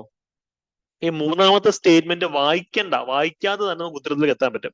നിങ്ങൾ എത്ര പേര് മൂന്നാമത്തെ സ്റ്റേറ്റ്മെന്റ് വായിച്ചായിരുന്നു? കുറെ പേര് വായിച്ചു. ആ മൂന്നാമത്തെ സ്റ്റേറ്റ്മെന്റ് വായിച്ച സമയം ഉണ്ടായിരുന്നെങ്കിൽ നമുക്ക് മാത്തമാറ്റിക്സിനകത്തോ റീസണിങ്ങിനകത്തോ ഒരു ചോദ്യം ചെയ്യായിരുന്നു. അപ്പൊ ഈ രീതിയിൽ നിങ്ങൾ ചോദ്യങ്ങൾ അപ്രോച്ച് ചെയ്യുക, ശാസ്ത്രീയമായി തന്നെ ചോദ്യങ്ങൾ അപ്രോച്ച് ചെയ്യുക. യെസ്, വായിച്ചിട്ട് പോലും കിട്ടിയില്ലെന്ന് സാരം. നമ്മൾക്ക് ഈ ഒരു ടെസ്റ്റ് സീരീസിന്റെ റാങ്ക് ബൂസ്റ്റർ ബാച്ചിന്റെ പർപ്പസ് അതാണ്. ഈ ഒരു പ്രോസസ്സിൽ കൂടെ പോയി കഴിയുമ്പോഴത്തേക്ക് ഒരു ചോദ്യം കണ്ടു കഴിഞ്ഞാൽ നിങ്ങൾക്ക് ക്വിക്കായിട്ട് ഉത്തരത്തിലേക്ക് എത്താൻ പറ്റും. ആവശ്യമുള്ളത് മാത്രം വായിച്ചാൽ മതി, ആവശ്യമില്ലാത്തൊക്കെ നിങ്ങൾ വിട്ടുകളയാം. ക്ലിയർ ആണല്ലോ? യെസ്. അപ്പൊ ഈ ഒരു അപ്രോച്ച് നിങ്ങൾക്ക് ഇഷ്ടപ്പെട്ടോ? ഞാൻ പറഞ്ഞ അപ്രോച്ച് നിങ്ങൾക്ക് ഇഷ്ടപ്പെട്ടോ? ഈ അപ്രോച്ച് നിങ്ങൾ PSCയുടെ പരീക്ഷകൾ അപ്ലൈ ചെയ്ത് നോക്കുക. നമുക്ക് ചറവറാന്ന് മാർക്ക് വാങ്ങിക്കാൻ പറ്റും. സ്മാർട്ടായിട്ട് പഠിച്ചിട്ട് മാർക്ക് വാങ്ങിക്കുക. കഷ്ടപ്പെടുന്നതിന്റെ കൂടെ കുറച്ച് സ്മാർട്ട് വർക്കും കൂടെ ഇട്ട് കഴിഞ്ഞാൽ റാങ്ക് നമ്മുടെ കയ്യിലിരിക്കും. സ്ട്രോങ് ആയിട്ട് പ്രിപ്പറേഷൻ കൊണ്ടുപോവാം. നമുക്ക് ഇതിന്റെ അസോസിയേറ്റഡ് ഫാക്ടറുകൾ നോക്കി. 6ാമത്തെ ചോദ്യത്തിന്റെ അസോസിയേറ്റഡ് ഫാക്ടറുകൾ കണ്ടോ? മാംഗോ ഷവർ നമ്മുടെ സ്ഥിരം ചോദ്യമാണ്. അസ്ഥിരവാതകത്തിന് ഉദാഹരണമാണ് മാംഗോ ഷവർ. ചെറി ബ്ലോസം, ഞാനിത് ഓരോന്ന് ക്ലാസ്സിൽ പറഞ്ഞ് നിങ്ങളെ ബോറടിപ്പിക്കുന്നില്ല, ഇത് കൊണ്ടുപോയി വായിക്കാം. അപ്പൊ ആ ഒരു ചോദ്യം നിങ്ങൾ അറ്റൻഡ് ചെയ്യുമ്പം അസോസിയേറ്റഡ് ഫാക്ടറുകൾ കൂടെ പോകും. ഇതുവരെ PSC ചോദിച്ചതും ചോദിക്കാൻ സാധ്യതയായിട്ടുള്ള ഈ ടോപ്പിക്കിൽ എല്ലാ ഫാക്ടറുകളും കൊടുത്തിട്ടുണ്ട്. കൃത്യമായിട്ട് അത് ഫോക്കസ് ചെയ്യാം. യെസ്, ചില ആൾക്കാർക്ക് ഈ ടൈം മാനേജ്മെന്റ് കാരണം ടെക്നിക്സ് ചെയ്യാൻ പറ്റുമെന്ന് പറയുന്നുണ്ട്. അതാണ് ഈ ബാച്ചിന്റെ പർപ്പസ്. ഇത് നിങ്ങൾ എക്സാം കണ്ടീഷനിൽ 2ഓ 3ഓ ടെസ്റ്റിൽ അപ്ലൈ ചെയ്ത് കഴിയുമ്പോൾ തന്നെ നിങ്ങളുടെ ലെവൽ മാറും. ഡെയിലി നിങ്ങൾക്ക് മൈക്രോ ടെസ്റ്റ് ഉണ്ട്. 35ഓളം മൈക്രോ ടെസ്റ്റുകൾ വരായിരിക്കുന്നുണ്ട്. അതിൽ 1-2 ടെസ്റ്റ് എന്തേ കഴിഞ്ഞിട്ടുള്ളൂ. ആ ടെസ്റ്റുകളെല്ലാം കൃത്യമായി വിനിയോഗിക്കുക. അതും റിസർച്ച് ബേസ്ഡ് ആയിട്ടുള്ള ചോദ്യങ്ങളാണ് ഇത് നിങ്ങൾക്ക് തരുന്നത്. അത് കൃത്യമായിട്ട് യൂസ് ചെയ്യുക. വീക്കിലി ഉള്ള നമ്മുടെ ഈ ടെസ്റ്റിൽ അറ്റൻഡ് ചെയ്യുക. പിന്നെ യൂട്യൂബിൽ നമ്മൾ ധാരാളം വീഡിയോസ് ഇടുന്നുണ്ട്. അതെല്ലാം ഫോളോ ചെയ്ത് കഴിഞ്ഞാൽ നിങ്ങൾക്ക് ഒരു 3 ആഴ്ച മതി ഈ ലെവലിൽ ചോദ്യങ്ങൾ ചെയ്യാൻ പറ്റും. ഒന്നുകൊണ്ട് പേടിക്കണം. 3 വീക്സ് എന്റെ കൂടെ ഒന്ന് കഷ്ടപ്പെടാന്നുണ്ടെങ്കിൽ സെറ്റ് ആക്കി തരാം. ഓക്കെ, ഇവിടെ നമുക്ക് മറ്റൊരു ചോദ്യം വരുന്നുണ്ട്. മഞ്ഞുതീനി അല്ലെ, സ്ഥിരം ചോദ്യമാണ്. മഞ്ഞുതീനി എന്നറിയപ്പെടുന്ന പേരിന്റെ വാതകം ഏത്? ചിനൂക്കാണ് മഞ്ഞുതീനി എന്നുള്ള പേരിൽ അറിയപ്പെടുന്നത്. ഉത്തരേന്ത്യൻ സമതലത്തിൽ അടിക്കുന്ന ഉഷ്ണക്കാറ്റ് ഏത്? ലൂ ആണ് അതിൽ ഉഷ്ണക്കാറ്റ് അല്ലെ? ലൂ ആണ് ഉഷ്ണക്കാറ്റ്. യെസ്, ചിനൂക്ക്, ലൂ അതെല്ലാം ഉണ്ട്. ഓക്കെ, ഇപ്പം ബാക്കിയുള്ള ഫാക്ടുകൾ പഠിച്ചിട്ടേ പോകാവൂ. ഇവിടെ സൺഡൗണർ, കാലിഫോർണിയ ഒക്കെ നമുക്ക് പല പരീക്ഷകളിലും മുമ്പ് വന്നിട്ടുള്ളതാണ്. PSCയിൽ വന്നിട്ടില്ലെന്നേ ഉള്ളൂ, ഇനി വരാം. അതുകൊണ്ടാണ് പറഞ്ഞത്. ഞങ്ങൾ ഇതിനകത്ത് SSCയുടെ ചോദ്യപേപ്പർ വിശകലനം ചെയ്തിട്ടുണ്ട്, സിവിൽ സർവീസിന്റെ വിശകലനം ചെയ്തിട്ടുണ്ട്. അത് എല്ലാത്തിന്റെ ബേസിസിൽ PSCയിൽ വരാൻ സാധ്യതയുള്ള ഫാക്ടുകളാണ് ഇവിടെ കൊടുത്തിട്ടുള്ളത്. ഓക്കെ, ഇത് പുറത്ത് നമ്മൾ എപ്പോഴും ശ്രമിക്കേണ്ടത് എല്ലാവർക്കും കിട്ടുന്ന മാർക്ക് കിട്ടിയിട്ട് കാര്യമില്ല. കുറച്ച് മാർക്ക് എക്സ്ട്രാ കിട്ടും. 1 മാർക്കിന്റെ വ്യത്യാസത്തിൽ പോലും നമുക്കറിയാം റാങ്ക് 10ഓ 50ഓ മാറാൻ സാധ്യതയുണ്ട്. ഓരോ മാർക്കിന് വേണ്ടിയിട്ടുള്ള ഫൈറ്റ് ആണ് നിങ്ങൾ നടത്തേണ്ടത് അല്ലെ? ഇവിടെ ചക്രവാതകങ്ങളെ പറ്റി നിങ്ങൾക്ക് വിശാലമായിട്ടുള്ള നോട്ട്സ് തന്നിട്ടുണ്ട്. ഇവിടെ വില്ലി എന്ന് പറയുന്ന ഉഷ്ണവാതകം, വില്ലി ചിലടത്ത് വില്ലീസ് എന്നും കൊടുക്കും. എന്തായാലും പോട്ടെ, വില്ലീന്നോ വില്ലീസ് നിങ്ങൾ ബില്ലിന്ന് ഓർത്ത് വെച്ചാലും കുഴപ്പമില്ല അല്ലെ? പൂജ. അപ്പൊ ഇത് ഓസ്ട്രേലിയയിൽ വീശുന്ന കാറ്റാന്നുള്ളവരെ അറിഞ്ഞിരിക്കുക. ടൈഫൂൺ അത് ചൈനയിലെ കാറ്റാണ്. അതുപോലെ മെക്സിക്കോ, വെസ്റ്റ് ഇൻഡീസ് പ്രദേശങ്ങളിൽ അടിക്കുന്ന കാരണം ഹറിക്കെയിൻ. NCERTയിലും SCERTയിലും ഒരേ പ്രാധാന്യത്തിൽ കൊടുത്തിട്ടുള്ള പോയിന്റുകൾ ആയതുകൊണ്ടാണ് ഞങ്ങളിത് കൊണ്ടുവന്നിട്ടുള്ളത്. ഇപ്പം സ്കൂൾ ടെക്സ്റ്റിൽ നിന്നാണ് PSC ഏറ്റവും അധികം ചോദ്യങ്ങൾ ചോദിക്കുന്നത്. അത് തന്നെ ഫോക്കസ് ചെയ്യാം. യെസ്, നമുക്കിനി അടുത്തൊരു ചോദ്യത്തിലേക്ക് പോയാലോ? ഭൂവൽക്കത്തിന്റെ മുഴുവൻ ഭാഗവും അപ്പർ മാന്റലിന്റെ കുറച്ച് ഭാഗവും ചേർന്ന പ്രദേശം എന്ത് പേരിൽ അറിയപ്പെടുന്നു? നമ്മുടെ ക്രസ്റ്റ്. ഭൂവൽക്കം means crust. Crust plus upper mantle അല്ലെ? എന്താണത് അറിയപ്പെടുന്നത്? Crust plus upper mantle. Yes, അത്രേ ഉള്ളൊരു കാര്യം. നിങ്ങളത് കോണ്ടെക്സ്റ്റ് ആണ് പഠിച്ചു. ക്രസ്റ്റ് കല്ലാണ്, കല്ല് കല്ല് കല്ല്, നമ്മുടെ ഭൂവൽക്കം കല്ലാണ്. അപ്പർ മാൻഡിലും കല്ലാണ്, സോളിഡ് സ്റ്റേറ്റിലാണ് അല്ലെ, കല്ലാണ്. അപ്പൊ ഈ കൂടുതൽ കല്ലുമായിട്ട് ബന്ധപ്പെട്ടുള്ള എന്താണ്?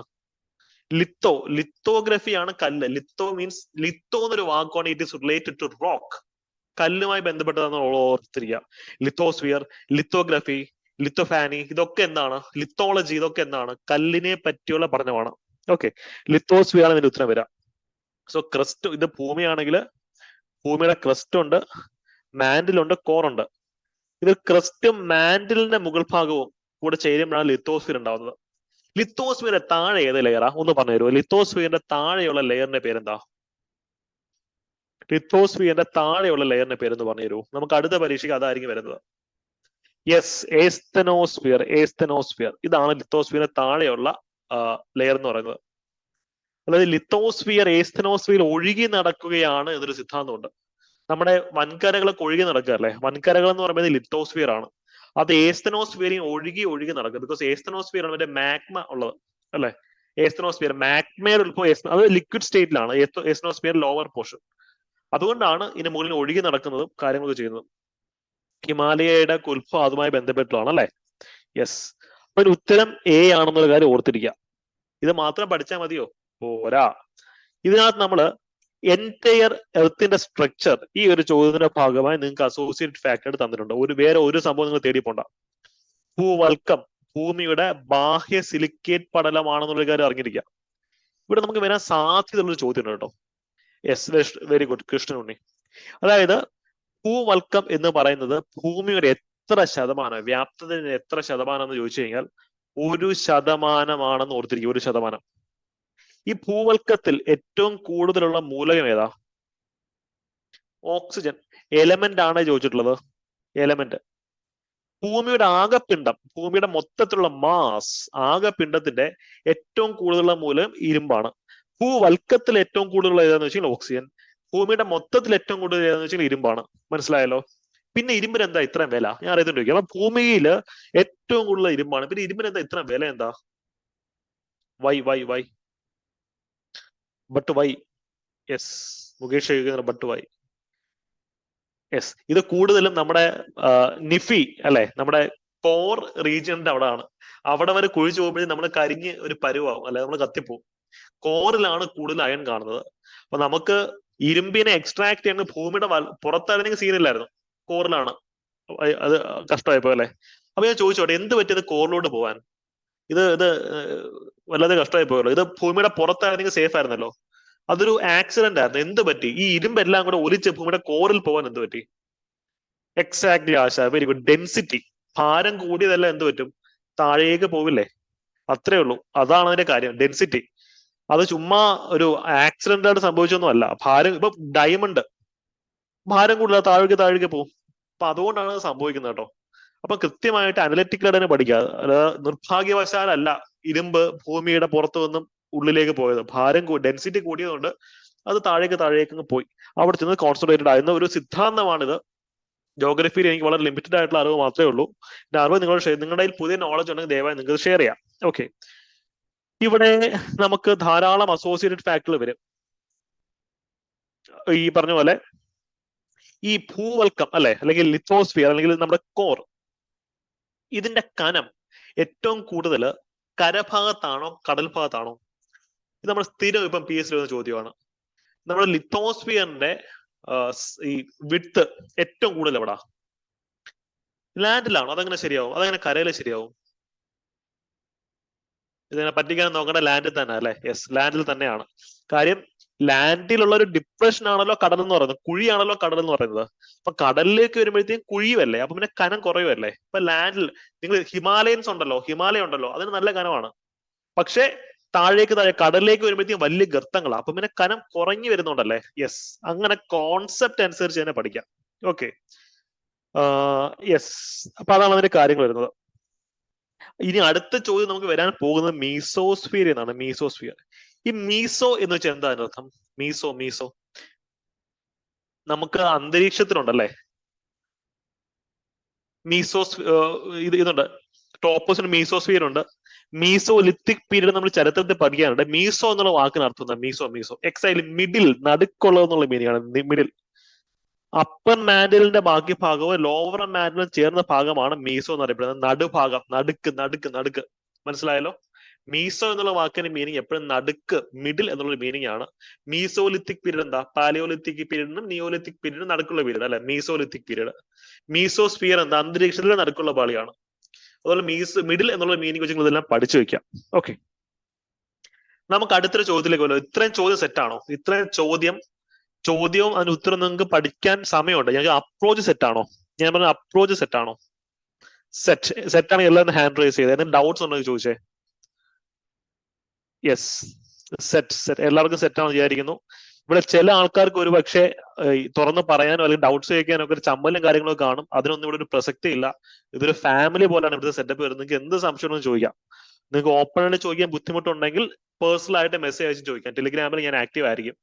ഓക്കെ, അപ്പം ധൈര്യമായിട്ട് മുന്നോട്ട് പോകാം. നമുക്ക് ഇനിയുള്ള ദിവസങ്ങൾ നിങ്ങൾക്ക് അപ്രോച്ച് ആണ് കിട്ടേണ്ടത്. അപ്രോച്ച് കിട്ടി കഴിഞ്ഞാൽ കാര്യങ്ങൾ പഠിച്ചെടുക്കാൻ ഈസിയാണ്. ഓക്കെ, ചില ആൾക്കാർക്ക് ഈ ടെക്നിക്സ് പെട്ടെന്ന് കേൾക്കുമ്പോൾ തലകറക്കം വരും. ഒരു 21 ദിവസം കട്ടയ്ക്ക് ഞാൻ പറയുന്ന രീതിയിൽ പഠിക്കാന്നുണ്ടെങ്കിൽ സംഭവം സെറ്റായിരിക്കും. ഇത് ഈസി അല്ല, ഇത് സംഭവം ഈസി ആയിരുന്നു എല്ലാവരും ചെയ്തതിന് എല്ലാവർക്കും മാർക്ക് കിട്ടിയേനെ. കഷ്ടപ്പെടാൻ മനസ്സുള്ള സ്മാർട്ട് വർക്ക് ചെയ്യാൻ റെഡി ആയിട്ടുള്ള ആൾക്കാർക്കാണ് ഇത് വഴങ്ങുക. അപ്പൊ നിങ്ങൾ ഒരു 10-20 ഒരു 3 വീക്സ് നിങ്ങൾ കട്ടയ്ക്ക് നിൽക്കാന്നുണ്ടെങ്കിൽ ഈ ടെക്നിക്സ് ഒക്കെ നിങ്ങൾക്ക് പഠിച്ചെടുക്കാവുന്നേ ഉള്ളൂ. അതിന് ക്ഷമയും ഒരു ഡെഡിക്കേഷനും നിങ്ങളുടെ സൈഡിൽ നിന്ന് ഉണ്ടാവണം എന്നുള്ളത് മാത്രമാണ് അതിന്റെ റിക്വയർമെന്റ്. ഉദാഹരണത്തിന് ഈ ഒരു ചോദ്യം 8ാമത്തെ ചോദ്യമല്ല, കണ്ടു കഴിഞ്ഞാൽ 4 സ്റ്റേറ്റ്മെന്റ്സ് ഉണ്ട്. കണ്ടപ്പോഴേ കിളിയൊക്കെ പോയി. പക്ഷെ ഈ ചോദ്യത്തിന് ഉത്തരം കണ്ടെത്താൻ 3 സെക്കൻഡ് മതി. Only 3 seconds. പെട്ടെന്ന് ഇതിന് ഉത്തരം പറഞ്ഞേ. 8ാമത്തെ ചോദ്യത്തിന് ഉത്തരം പെട്ടെന്ന് പറഞ്ഞേ. Yes, very good. യെസ്, ഒന്നും കൂടെ ഒന്ന് മെസ്സേജ് അയച്ചിട്ടേക്കോ. മെസ്സേജ് അയച്ചിട്ട് ആൾക്കാർ ഒന്നും മെസ്സേജ് ഇട്ടേക്കോ. യെസ്, ചാറ്റിൽ താഴേക്ക് പോയാൽ പിന്നെ കിട്ടില്ല. അപ്പൊ നിങ്ങൾ 24 hours മെസ്സേജ് റിപ്ലൈ കിട്ടിയില്ലെങ്കിൽ ദയവേ ഒരു മെസ്സേജും കൂടെ അയച്ചിട്ട് കേട്ടോ. യെസ്, അപ്പൊ ഇതിന്റെ സംഭവം ഇത്രേ ഉള്ളൂ. ഇതൊക്കെ നാടുകാണി ചുരം ഏതാ, പാൽച്ചുരം ഏതാ, പെരി ചുരം, ഇതൊക്കെ നമുക്ക് എക്സാം ഹോളിൽ ഇരുന്ന് ഓർത്തെടുക്കാൻ പറ്റുമോ? പക്ഷെ ഞാൻ ഡൗട്ട് ചോദിച്ചോട്ടെ, ഈ കൊല്ലവും കന്യാകുമാരിയും തമ്മിൽ ഏത് ചുരം വഴിയാണ് ബന്ധിപ്പിക്കുന്നത്? കൊല്ലവും കന്യാകുമാരി. കൊല്ലം ഇവിടെ, കന്യാകുമാരി താഴെ. ഞാൻ കൊല്ലത്തുനിന്ന് വന്നത്. ഇപ്പൊ ഞാൻ ചുരം വഴിയൊന്നും കന്യാകുമാരി ലൈഫിൽ ഇതുവരെ പോയിട്ടില്ല. കന്യാകുമാരി പോയിട്ടുള്ള ആൾക്കാരുണ്ടല്ലോ ഇവിടെ. നിങ്ങൾ കൊല്ലം വഴി ഏതെങ്കിലും ചുരം വഴിയാണ് നിങ്ങൾ കന്യാകുമാരി പോയിട്ടുള്ളത്? ജോഗ്രഫിക്കലി ഒന്ന് ആലോചിച്ച് നോക്കിയേ. കന്യാകുമാരി സൗത്തിൽ കിടക്കുക, തിരുവനന്തപുരം കഴിഞ്ഞിട്ട് കന്യാകുമാരിയിലോട്ട് പോകുന്നത്. റോഡ് റെയിൽ, യെസ്, ചെങ്കോട്ട. ഇത് ആര്യങ്കാവ് ചുരം ഏതാണ് കണക്ട് ചെയ്യുന്നത്? ചെങ്കോട്ട ആണ് ഇത് കണക്ട് ചെയ്യുന്നല്ലേ? ചെങ്കോട്ട ആര്യങ്കാവാണ് ഇത് കണക്ട് ചെയ്യുക. കൊല്ലം കന്യാകുമാരിക്ക് ഇത് ആരെങ്കിലും കണക്ട് ചെയ്യൂ? അപ്പൊ 4th സ്റ്റേറ്റ്മെന്റ് തെറ്റാണ്.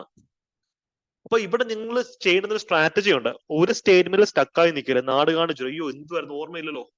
അടുത്തത് ഒന്നും ഓർമ്മ കിട്ടുന്നില്ല, പെരിചുരം ഓർമ്മ കിട്ടുന്നില്ല. പക്ഷെ ആര്യങ്കാവ് ചുരം ഒരിക്കലും കൊല്ലവും കന്യാകുമാരി അല്ല എന്നുള്ള കാര്യം എല്ലാവർക്കും അറിയാം. ഇതിൽ കൂടെ ട്രെയിനിൽ പോയിട്ടുണ്ടോ? അല്ലെ കൊല്ലം കന്യാകുമാരി വരെ ചുരം വഴി കണക്ഷൻ ഉണ്ടോ? മറ്റൊരു സംശയമാണ് എന്റെ. ചുരം വഴി കൊല്ലം കന്യാകുമാരി കണക്ട് ചെയ്യാൻ പറ്റുമോ? എക്സാക്ട്ലി, ഷോർട്ട് കട്ട് എടുത്താലും നമുക്ക് ഈ തീരദേശം വഴി പോവാം. അപ്പൊ 4th സ്റ്റേറ്റ്മെന്റ് എന്തായാലും തെറ്റാ. അപ്പം തന്നെ എയും പോയി, സിയും പോയി, ഡിയും പോയി, ഉത്തരം ബിയിലേക്ക് എത്തി. മനസ്സിലായോ? ഇത് 3ഉം കറക്റ്റ് ആണ്. റോഡ് വഴിയാണ് നമ്മൾ പോകുന്നത്. ഈ പറഞ്ഞ പോലെ ഈ ആര്യങ്കാവ് ചുരം വഴിയുള്ള യാത്ര ഭയങ്കര രസകരമാണ്. ജീവിതത്തിൽ എപ്പോഴെങ്കിലും പോവുക. വളരെ രസകരമായിട്ടുള്ള ഒരു യാത്രയാണ്. ഇവിടെ ബോർഡർ ചിക്കൻ കിട്ടുന്ന ഒരു സ്ഥലമുണ്ട്. വെജിറ്റേറിയൻസിനൊക്കെ ക്ഷമിക്കുക, നോൺ വെജിറ്റേറിയൻസിന് വേണ്ടി പറയുന്ന ഒരു റെക്കമെൻഡേഷൻ ആണ്. അവിടെ ബോർഡർ ചിക്കൻ കിട്ടും. ഒരു പ്രത്യേക ടൈപ്പ് ടേസ്റ്റ് ആണ്. ഭയങ്കര ഡെലീഷ്യസ് ഒന്നും പറയുന്നില്ല, ഒരു വെറൈറ്റി ടേസ്റ്റ് ആണ്. ഈ ചുരം വഴി പോകുന്ന ആൾക്കാർ അത് കഴിക്കുക. പുനലൂരിന് അടുത്താണ്. ഇപ്പൊ നിങ്ങൾക്ക് ധൈര്യമായിട്ട് വരാം. ചൂടൊക്കെ കുറഞ്ഞു, മഴയാണ് കേട്ടോ. ഓക്കെ, അല്ലെങ്കിൽ ഞാൻ പറയില്ലായിരുന്നു. ഫൈൻ. അപ്പൊ അതാണ് അതിന്റെ അപ്രോച്ച് വരിക. അപ്പൊ അത് മാത്രം പഠിച്ചാൽ പോരോ? വയനാട് നല്ല മഴയാണ്. ഓക്കെ, എന്തായാലും മഴ കിട്ടി, അത്ര അറിഞ്ഞാൽ മതി. എല്ലാത്തിനും മഴ കിട്ടി, ചൂടൊക്കെ ഒന്ന് കുറഞ്ഞു. ഓക്കെ, അപ്പൊ ഇതിനകത്ത് നിങ്ങൾ മനസ്സിലാക്കുക, കേരളത്തിലെ ചുരങ്ങൾ നിങ്ങൾ ഇനി പഠിക്കണം. കേരളത്തിൽ ഇതുവരെ PSC ചോദിച്ചിട്ടുള്ള എല്ലാ ചുരങ്ങളും അരിച്ചു പറക്കി ഇവിടെ കൊടുത്തിട്ടുണ്ട്. ഇത് പഠിച്ചിട്ട് പോവുക. നിലമ്പൂരിനെയും ഗുഡലിനെയും ബന്ധിപ്പിക്കുന്ന ചുരം, നാടുകാണി ചുരം ഏത്? കേരളത്തിലെ നീലഗിരി ജില്ലയെ ബന്ധിപ്പിക്കുന്ന ചുരം ഏത്? താമരശ്ശേരി ചുരം അല്ലെ, നമ്മുടെ സ്വന്തം താമരശ്ശേരി ചുരം അല്ലെ? യെസ്. ചില ആൾക്കാർ മെസ്സേജ് അയക്കുന്നുണ്ട്, ഇനി മഴയൊന്ന് കുറയുമെന്നുള്ള മെസ്സേജ് അയക്കുന്നുണ്ട്. കുറയില്ലെന്നാണ് കാലാവസ്ഥ വകുപ്പ് പറയുന്നത്. ഇതിന് പെയ്യട്ടെ, കുറച്ച് ദിവസം പെയ്യട്ടെ, നമുക്ക് ഈ ചൂടൊന്ന് കുറയട്ടെ. പെയ്തപ്പോൾ നല്ല ആശ്വാസമായിരുന്നു അല്ലെ? യെസ്, അപ്പോൾ ഈ ഫാക്ടുകൾ ഒന്ന് പഠിച്ചിട്ട് പോവുക. അപ്പൊ നമുക്ക് അടുത്തൊരു ചോദ്യം അറ്റൻഡ് ചെയ്താലോ? അടുത്തൊരു ചോദ്യം, 9ാമത്തെ ചോദ്യം അല്ലെ, 9th ക്വസ്റ്റ്യൻ. ഇവിടെ ചോദിച്ചിരിക്കുന്നതാണ്, തന്നിരിക്കുന്നവയിൽ തെറ്റായ ജോഡി അല്ലെങ്കിൽ ജോഡികൾ ഏതെന്നാ ചോദ്യം. തെറ്റായ ജോഡികൾ ഏത്? ഇതിന് ഉത്തരം എന്ത് വരും?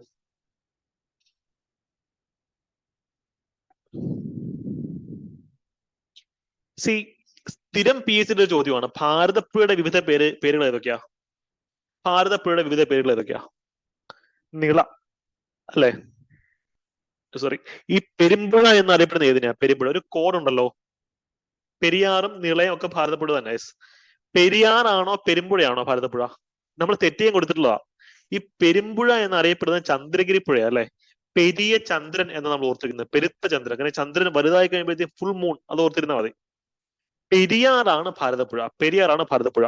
അപ്പൊ ഇതാണ് നമ്മളെ തെറ്റിക്കാനായിട്ട് കൊടുത്തിട്ടുള്ളത് അല്ലെ.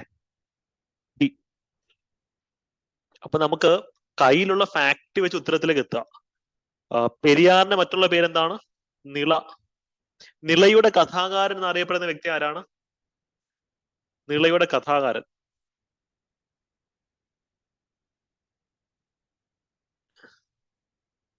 Good good good good, yes. Vannathippuzha Payyanur പുഴയാണ്. കല്ലായിപ്പുഴ ചാലിയാറാണ് അല്ലെ. യെസ്, ഗുഡ് ഗുഡ് ഗുഡ്, കഥാകാരൻ. ഗുഡ്. അപ്പൊ കവി ആരാ? നിളയ്ക്ക് ഏറ്റവും പ്രിയപ്പെട്ട കവി ആരാ? Yes, P Kunhiraman Nair. Good good, yes. Kapila എന്നറിയപ്പെടുന്ന കേരളത്തിലെ നദി കബനിയാണ്. കബനി അല്ലെ, കബനി കബനി, എക്സാക്ട്ലി. അപ്പൊ ഇതിന്റെ കൂടെ നിങ്ങൾ അസോസിയേറ്റഡ് ഫാക്ടറികൾ കൂടെ പോകുമ്പോഴത്തേക്കും ഇവിടുന്ന് വരുന്ന എല്ലാ ചോദ്യങ്ങളും നിങ്ങളുടെ കവേർഡ് ആവും.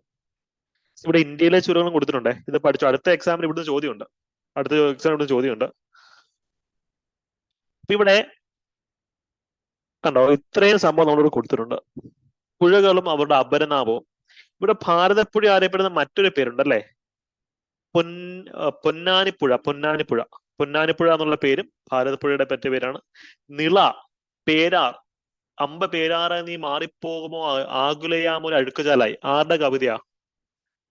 അല്ലെ, പേരാറിന്റെ ആ ഒരു അവസ്ഥയെ പറ്റി ആരാ ഇത് പാടിയത്? അടുത്ത പരീക്ഷ ചോദ്യം ഉണ്ടായിരിക്കും, നോക്കിട്ട് വരാം. അമ്പ പേരാറ് നീ മാറിപ്പോമോ ആകുലയാമൊരു അഴുക്കുചാൽ അല്ലെ. യെസ്, ഇടശ്ശേരിയുടെ ഏത് കവിതയാ അത്? യെസ്, ഹോംവർക്ക് ആണേ, പഠിച്ചിട്ടില്ല. ഭാരതപ്പുഴയുടെ കേസ് അതാണ്. നമുക്ക് സ്കൂൾ ടെക്സ്റ്റിൽ പഠിച്ചിട്ടുള്ള, സ്കൂൾ ടെക്സ്റ്റിലെയാണ് കുറ്റിപ്പുറം പാലം അല്ലെ, സ്കൂൾ ടെക്സ്റ്റിലാണത്, അത് നോക്കിട്ട് വരാം. ഓക്കെ. തലയാർ എന്നറിയപ്പെടുന്ന ഏതാ? പാമ്പാർ. പാമ്പിന്റെ തല എന്ന് ആലോചിച്ചത്, പാമ്പിന്റെ തല, പാമ്പിന്റെ തല, അത് മാറിപ്പോകില്ല. നീലേശ്വരം പുഴയുടെ മറ്റൊരു പേരാണ് കൂബൽ പള്ളിച്ചൽ പുഴ അല്ലെ. യെസ്. നമുക്കിനി മറ്റൊരു ചോദ്യത്തിലേക്ക് പോവാം. 3 പ്രസ്താവനകൾ തന്നിരിക്കുന്നു, അവയിൽ വസ്തുതയ്ക്ക് നിരക്കാത്തവ മാത്രം തിരഞ്ഞെടുക്കുക. ഇത് ഫാക്ച്വൽ ചോദ്യമാണ്, നിങ്ങൾ വർക്കൗട്ട് ചെയ്യുക. കാര്യം ഇവിടെ ഫാക്ട് ഉണ്ടെന്ന് ആലോചിക്കാം. കേരളത്തിലെ ആദ്യത്തെയും രാജ്യത്തിലെ 8ാമത്തെയും മെട്രോയാണ് കൊച്ചി മെട്രോ. അപ്പം ഒന്ന് തെറ്റാണ്. കൊച്ചി മെട്രോയുടെ ഭാഗ്യചിഹ്നം ഏതാ? പോലു ആണോ? മിലു അല്ലേ, മിലു മിലു മിലു.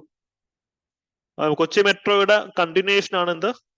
Kochi water metro. അപ്പൊ ഇത് കറക്റ്റ് ആണ്. ചോദ്യം വസ്തുതയ്ക്ക് നിരക്കാത്തവ, തെറ്റായ പ്രസ്താവന കണ്ടെത്താനാണ്. തെറ്റായ പ്രസ്താവനയിലേക്ക് വരുമ്പോൾ A ആണ് തെറ്റായിട്ടുള്ള പ്രസ്താവന അല്ലേ, എ. അപ്പൊ ഇവിടെ നമുക്കൊരു എലിമിനേഷൻ ടെക്നിക്ക് ഉപയോഗിക്കാം. ഇതിനകത്ത് എന്ത് എലിമിനേഷൻ? നിങ്ങൾക്ക് ഇതൊന്നും അറിയത്തില്ലെന്നിരിക്കട്ടെ, നിങ്ങൾക്ക് ഇതിനെ പറ്റി ഒന്നും അറിയത്തില്ല. പോലു ഇന്ത്യൻ റെയിൽവേ ആണ്, എക്സാക്ട്ലി. സപ്പോസ് നിങ്ങൾക്ക് അതും അറിയില്ല, നിങ്ങൾ ഇതിന്റെ ഉത്തരത്തിലേക്ക് എങ്ങനെ എത്താൻ പറ്റും നിങ്ങൾക്ക്? സി, മെട്രോയുടെ തുടർച്ചയായിരിക്കില്ലേ? നിങ്ങളൊന്ന് ആലോചിക്കുക. കൊച്ചിയിൽ ലാൻഡിൽ മെട്രോ ഉണ്ട്. അപ്പൊ വാട്ടർ മെട്രോ നമ്മൾ വിഭാവനം ചെയ്യുമ്പോഴത്തേക്കും അത് ലാൻഡ് മെട്രോയുടെ കണ്ടിന്യൂഷൻ ആയിട്ടായിരിക്കില്ലേ ചെയ്യുക? എന്തായിരുന്നാലും പണിയല്ലേ, ഒരു കണ്ടിന്യൂഷൻ പണിയല്ല. അപ്പൊ ഇത് എന്തായാലും കണ്ടിന്യൂഷൻ ആയിരിക്കില്ലേ കിട്ടുക? അപ്പൊ തേർഡ് സ്റ്റേറ്റ്മെന്റ് ഒരു ബ്യൂറോക്രാറ്റിക് മൈൻഡ് വെച്ച് അറിയുന്നത് കറക്റ്റ് ആയെന്ന് വരും. ഇപ്പൊ നിങ്ങൾ സപ്പോസ് നിങ്ങൾ ഇപ്പൊ കണ്ണൂരുള്ള ഒരാളാന്ന് ഏരിയ, കണ്ണൂർ മെട്രോ വന്നു, പിന്നീട് കണ്ണൂർ വാട്ടർ മെട്രോയും വന്നു. അപ്പൊ അത് തമ്മിൽ ഒരു ബന്ധവും കാണത്തില്ലേ? കണ്ണൂർ മെട്രോയുടെ കണ്ടിന്യൂഷൻ ആയിട്ടായിരിക്കില്ല വാട്ടർ മെട്രോ വരെ കൊണ്ടുവരിക. നിങ്ങൾ കൊല്ലത്തോ തിരുവനന്തപുരത്തുള്ള ഒരാളോട് സങ്കല്പിക്കുക, തിരുവനന്തപുരത്ത് മെട്രോ വരുന്നു, കുറച്ച് കഴിയുമ്പോൾ തിരുവനന്തപുരത്ത് വാട്ടർ മെട്രോ വരുന്നു. അപ്പൊ അതിന് തമ്മിൽ അവര് ഒബ്വിയസ്ലി ഗവൺമെന്റ് കണക്ഷൻ കൊടുക്കില്ല. എന്റെ സിമ്പിൾ സംശയം അതാണ്. ഇവിടെയാണ് നിങ്ങളൊരു ബ്യൂറോക്രാറ്റിക് മൈൻഡ് നമ്മൾ ചെക്ക് ചെയ്യുന്നത്. എക്സാമിനർ നിങ്ങൾക്ക് കൊച്ചി മെട്രോയുടെ A to Z നോളജ് ഉണ്ടോ എന്ന് അവർ ചെക്ക് ചെയ്യുന്നില്ല. ബേസിക് കോമൺ സെൻസ് ഉണ്ടോ എന്ന് അവർ ചെക്ക് ചെയ്യുക. അപ്പൊ തേർഡ് സ്റ്റേറ്റ്മെന്റ് ശരിയാണ് എന്നുണ്ടെങ്കിൽ എല്ലാ സ്റ്റേറ്റ്മെന്റ്സും ബാക്കി നമുക്ക് വെട്ടിക്കളയാം. എ മാത്രമേ ബാക്കി വരുന്നുള്ളൂ. ഇതാണ് നമ്മൾ റാങ്ക് മേക്ക് ചെയ്യാൻ നിങ്ങൾ ചിന്തിക്കേണ്ടുന്ന രീതി. ഇതൊക്കെ നമ്മൾ സിവിൽ സർവീസസിൽ പിള്ളേർക്ക് ട്രെയിനിങ് കൊടുക്കുന്നതാണ്. ആ പാറ്റേണിലാണ് ഇപ്പൊ PSC ചോദ്യങ്ങൾ റിപ്പീറ്റ് ചെയ്ത് വന്നുകൊണ്ടിരിക്കുന്നത്. ഏറ്റവും കഷ്ടം എന്താണെന്ന് വെച്ച് കഴിഞ്ഞാൽ ഇത് പഠിക്കാൻ ഏറ്റവും എളുപ്പമാണ്. അപ്പൊ നിങ്ങൾക്ക് ഇതിന്റെ ഇമ്പോർട്ടൻസ് മനസ്സിലായത് കൊണ്ടാണ് ഈ പറയുന്ന ടെസ്റ്റ് ഒക്കെ അറ്റൻഡ് ചെയ്ത് നോക്കുന്നത്. അത് മുന്നോട്ട് തന്നെ പോവാ. കാരണം ഈ LDC കഴിയുമ്പോൾ അത് വലിയൊരു എന്താ പറയുക മാറ്റം PSC കൊണ്ടുവരാൻ പോവാ. നിങ്ങൾ ആ മാറ്റത്തെ അംഗീകരിച്ചുകൊണ്ട് ഇങ്ങോട്ട് വന്നിട്ടുള്ള ആൾക്കാരാണ്. അപ്പൊ നിങ്ങൾക്ക് എന്തായാലും അവിടെ ഒരു എഡ്ജ് ഉണ്ട്. പക്ഷെ ഇവിടെ ട്രഡീഷണൽ ആയിട്ടുള്ള നമ്മുടെ സ്ഥിരം PSC ചോദ്യങ്ങളും പഠിച്ചിട്ട് പോകണം. രണ്ടും ചോദിക്കും ഇവിടെ. അപ്പൊ ഇതാണ് അതിന്റെ അപ്രോച്ച്. അപ്പൊ ഇവിടെ കോമറ്റ് എന്നറിയപ്പെടുന്ന എന്തിനാന്നുള്ള ചോദ്യം പ്രതീക്ഷിക്കാം അല്ലെ. കോമറ്റ് എന്ന് പറയുന്നത് കൊച്ചി മെട്രോയുടെ മറ്റൊരു പേരാണ്. കോമറ്റ് എത്ര കിലോമീറ്റർ നീളമുണ്ട് അതൊക്കെ പഠിച്ചിട്ടിരിക്കുക. സ്റ്റാൻഡേർഡ് ഗേജ് ആണെന്നുള്ള കാര്യം പഠിച്ചിട്ടിരിക്കുക. ഇപ്പം ബേസിക്കലി കൊച്ചി മെട്രോ ഇപ്പം കത്തി നിൽക്കുന്ന ടോപ്പിക് ആയതുകൊണ്ട് നമുക്ക് ഇവിടുന്ന് ചോദ്യങ്ങൾ വരാം. മറ്റൊരു ചോദ്യം എന്തായിരിക്കും? കൊച്ചി മെട്രോയുടെ കോച്ചുകൾ നിർമ്മിച്ചത് ആര്? അൽസ്റ്റോം എന്ന സ്ഥാപനമാണ് കൊച്ചി മെട്രോയുടെ കോച്ചുകൾ നിർമ്മിച്ചത്. കൊച്ചി മെട്രോയിൽ കയറിയിട്ടുള്ള ആൾക്കാരുണ്ടെങ്കിൽ ഹാരൻ റൈസ് ചെയ്യൂ. ഞാൻ ഇതുവരെ കയറിയിട്ടില്ല, അതുകൊണ്ട് ചോദിച്ചത്. ഞാൻ ഇതുവരെ മെട്രോയിൽ കയറാനുള്ള ഭാഗ്യം ഉണ്ടായിട്ടില്ല. കൊച്ചിക്കാരുമല്ലേ? യെസ്, വിഷ്ണു കയറിയിട്ടുണ്ട്, അനില മോഹൻ കയറിയിട്ടുണ്ട്, അപർണ, കാർത്തിക്, ഓക്കെ, കുറെ പേര് കയറിയിട്ടുണ്ട്. എങ്ങനെയാണ് എക്സ്പീരിയൻസ്? എങ്ങനെ ഉണ്ടായിരുന്നു? ഓ, സൽമത്ത് കൊച്ചിക്കാരിയാണെന്ന് പറയുന്നു. ഞാൻ ഇന്നലെ കൊച്ചിയിൽ ഉണ്ടായിരുന്നു. ഓക്കെ, പക്ഷെ കൊച്ചി മെട്രോയിൽ കയറാനുള്ള ഭാഗ്യം ഉണ്ടായില്ല. നൈസ് ആണല്ലേ? നൈസ് ആണ് Kochi metro. Good, fine.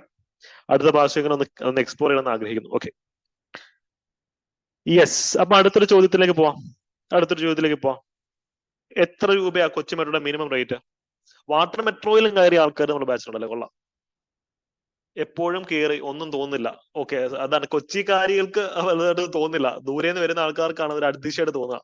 For example, ഇവിടെ ജഡായു റോക്ക് എന്റെ വീടിന് വളരെ അടുത്താണ്, മറ്റേ പക്ഷിശില്പമുള്ള റോക്ക്. ഞാൻ ഇതുവരെ പോയിട്ടില്ല. പുറത്തുനിന്നുള്ള ആൾക്കാര് കേൾക്കുമ്പോൾ വലിയ സംഭവം തരുന്നത് കുട്ടിക്കാലം തന്നെ പോയി നിങ്ങൾ സ്ഥലമായിട്ട് നമുക്ക് അതിന്റെ ഒരു ഫ്രഷ്നെസ് തോന്നുന്നില്ല. പക്ഷെ പുറത്തുനിന്ന് ആൾക്കാർ കഴിയുമ്പോഴത്തേക്ക് ഭയങ്കര രസമായിട്ട് തോന്നും. എക്സാക്ട്ലി. ഓക്കെ, അപ്പോൾ അങ്ങനെയാണ് അതിന്റെ കാര്യങ്ങൾ വരിക. നമുക്ക് അടുത്തൊരു ചോദ്യത്തിലേക്ക് പോവാം.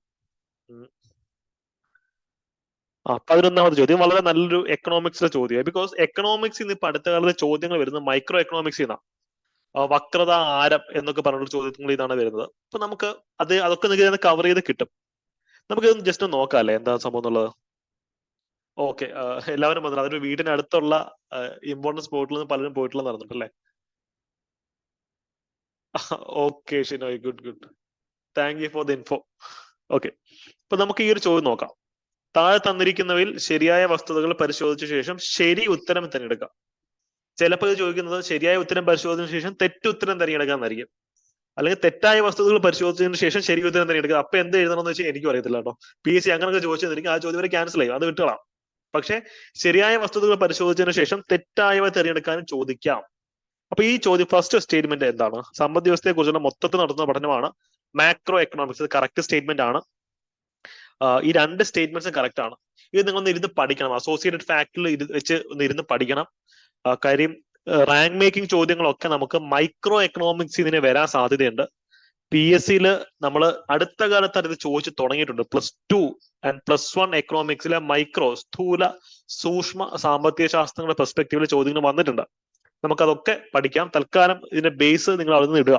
ഇത് രണ്ട് പ്രസ്താവനകളും കറക്റ്റ് ആണ് കേട്ടോ. 12ാമത്തെ ചോദ്യം, ഇത് എലിമിനേഷൻ ടെക്നിക്ക് വെച്ചൊന്ന് കണ്ടെത്തിക്കേ. RBI ഗവർണർമാരെ കാലക്രമത്തിൽ അടയാളപ്പെടുത്തുക. കേൾക്കുമ്പോഴത്തേക്കും ഭയങ്കര ഡിഫിക്കൽട്ട് ചോദ്യമായിട്ട് തോന്നും. പക്ഷെ ഡൗട്ട് ചോദിച്ചോട്ടെ, സിമ്പിൾ സംശയമാണ് എന്റെ. ഈ കൂട്ടത്തില് കാലക്രമത്തിൽ അടയാളപ്പെടുത്താൻ ചോദിച്ചിട്ടുള്ളത് ഏത് വരും? ഇതിന്റെ ഉത്തരം എന്ത് വരും? നിങ്ങളുടെ അപ്രോച്ച് എങ്ങനെ നോക്കട്ടെ. Okay,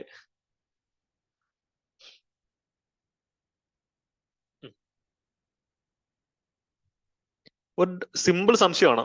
okay, good. അത് നമ്മൾ അറിഞ്ഞിരുന്നാൽ മതി. അതായത് CD ദേശ്മുഖ് ആണ് RBIയുടെ ഗവർണർ ആവുന്ന ആദ്യത്തെ ഇന്ത്യക്കാരൻ നമുക്കറിയാം. അപ്പൊ ആദ്യമേ വരേണ്ട CD ദേശ്മുഖ് തന്നെ ആയിരിക്കും. അപ്പൊ ഒന്നുകിൽ C അല്ലെങ്കിൽ D മാത്രമേ ഒരു ഉത്തരം വരത്തുള്ളൂ. Aയും Bയും വരത്തില്ല. Aയും Bയും ചില ആൾക്കാർ പറഞ്ഞു. അപ്പൊ നിങ്ങളുടെ തോട്ട് പ്രോസസ് എങ്ങനെയായിരുന്നു എന്ന് ഇവിടെ ഷെയർ ചെയ്യുകയാണെങ്കിൽ അത് കറക്റ്റ് ചെയ്ത് തരാം. ഓക്കെ, പ്രാക്ടീസ് ചെയ്ത് മാറാവുന്നേ ഉള്ളൂ. CD ദേശ്മുഖാണ് ആദ്യത്തെ വ്യക്തി, നമുക്കറിയാം. പിന്നെ അടുത്ത ചോദ്യം, പിന്നെ നിങ്ങൾ ചിന്തിക്കണം എങ്ങനെയാണെന്ന് അറിയാമോ? ഇതോണം ഏറ്റവും അവസാനം അത് 3 ആണോ 1 ആണോ? 3 വെങ്കട്ടരാമണോ 1 ബെനഗൽ രാമറാവു ആണോ? അല്ലെ?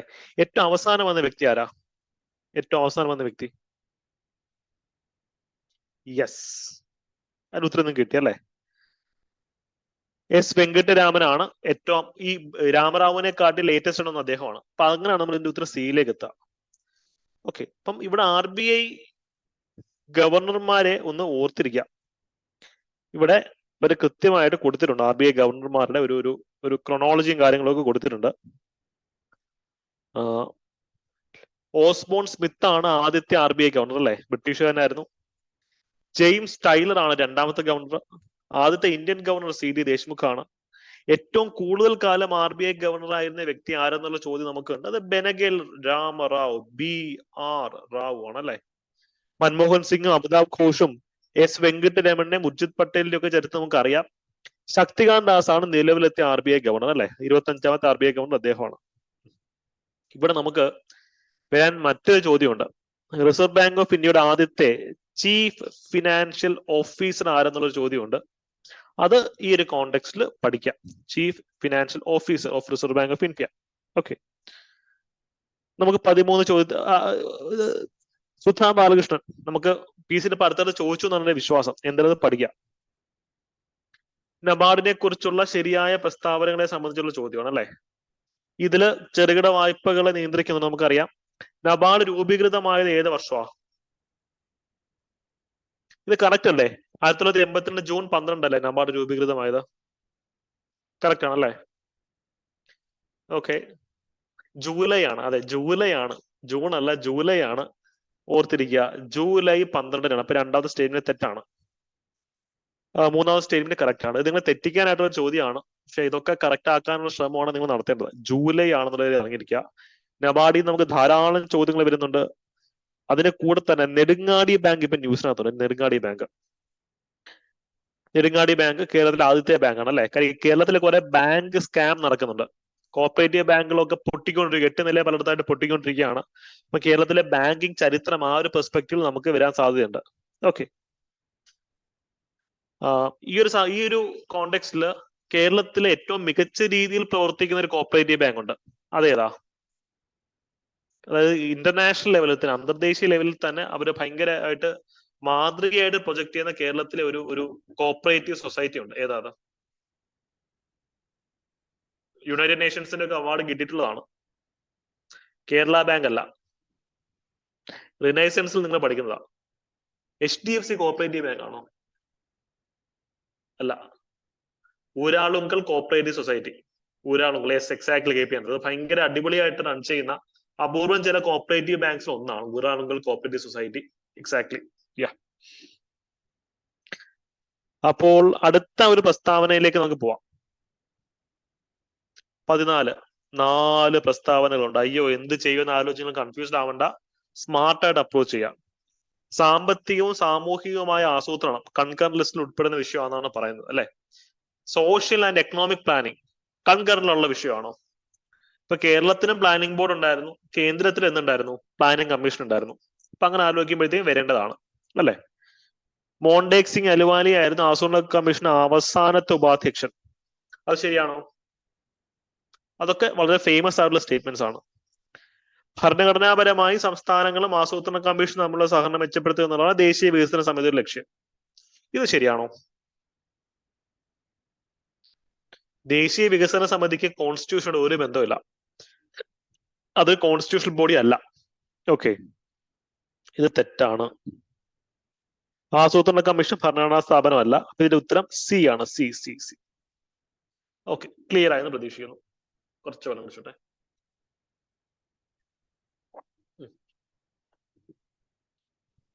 ഓക്കെ, സോറി, ബി തെറ്റായിട്ടുള്ള പ്രസ്താവനയല്ലേ ചോദിച്ചത്? ബി. അത് ഞാൻ നിങ്ങൾ ഉറങ്ങുന്നുണ്ടോ ചെക്ക് ചെയ്തതാ. ഓക്കെ, എനിക്ക് തെറ്റിയതല്ല, നിങ്ങൾ ഉറങ്ങുന്നുണ്ടോ ഞാൻ ചെക്ക് ചെയ്തതാണ്. Okay, fine. യെസ്, 15ാമത്തെ ചോദ്യത്തിലേക്ക് പോവാം. അല്ല, ചിലപ്പോൾ അബദ്ധം പറ്റുമ്പോൾ ഞാൻ ഇങ്ങനെയൊക്കെയാണ് ക്ലാസ്സിൽ പറയുന്നത്. ഓക്കെ. 15ാമത്തെ ചോദ്യം ഒരു ഫാക്ച്വൽ ചോദ്യമാണ് കേട്ടോ. കാര്യം നമുക്ക് ഇവിടെ നിന്ന് ധാരാളം ചോദ്യങ്ങൾ തന്നെ വരുന്നതാണ്. എക്കണോമിക്സിനകത്ത് ഇക്വേഷൻസിന്റെ ബേസിസിലുള്ള ഒരു ചോദ്യമാണ്. ഇതിൽ പ്രസ്താവനകൾ പരിശോധിച്ചിട്ട് ഇതിലൊന്ന് ചൂസ് ചെയ്യാനാണ് പറയുന്നത്. ഇതിന്റെ നോട്ട്സ് നിങ്ങൾ വായിക്കാം. ഓക്കെ. യെസ്, ഒരു സൈക്കോളജിക്കൽ അപ്രോച്ച് ആയിരുന്നു യദുലാൽ.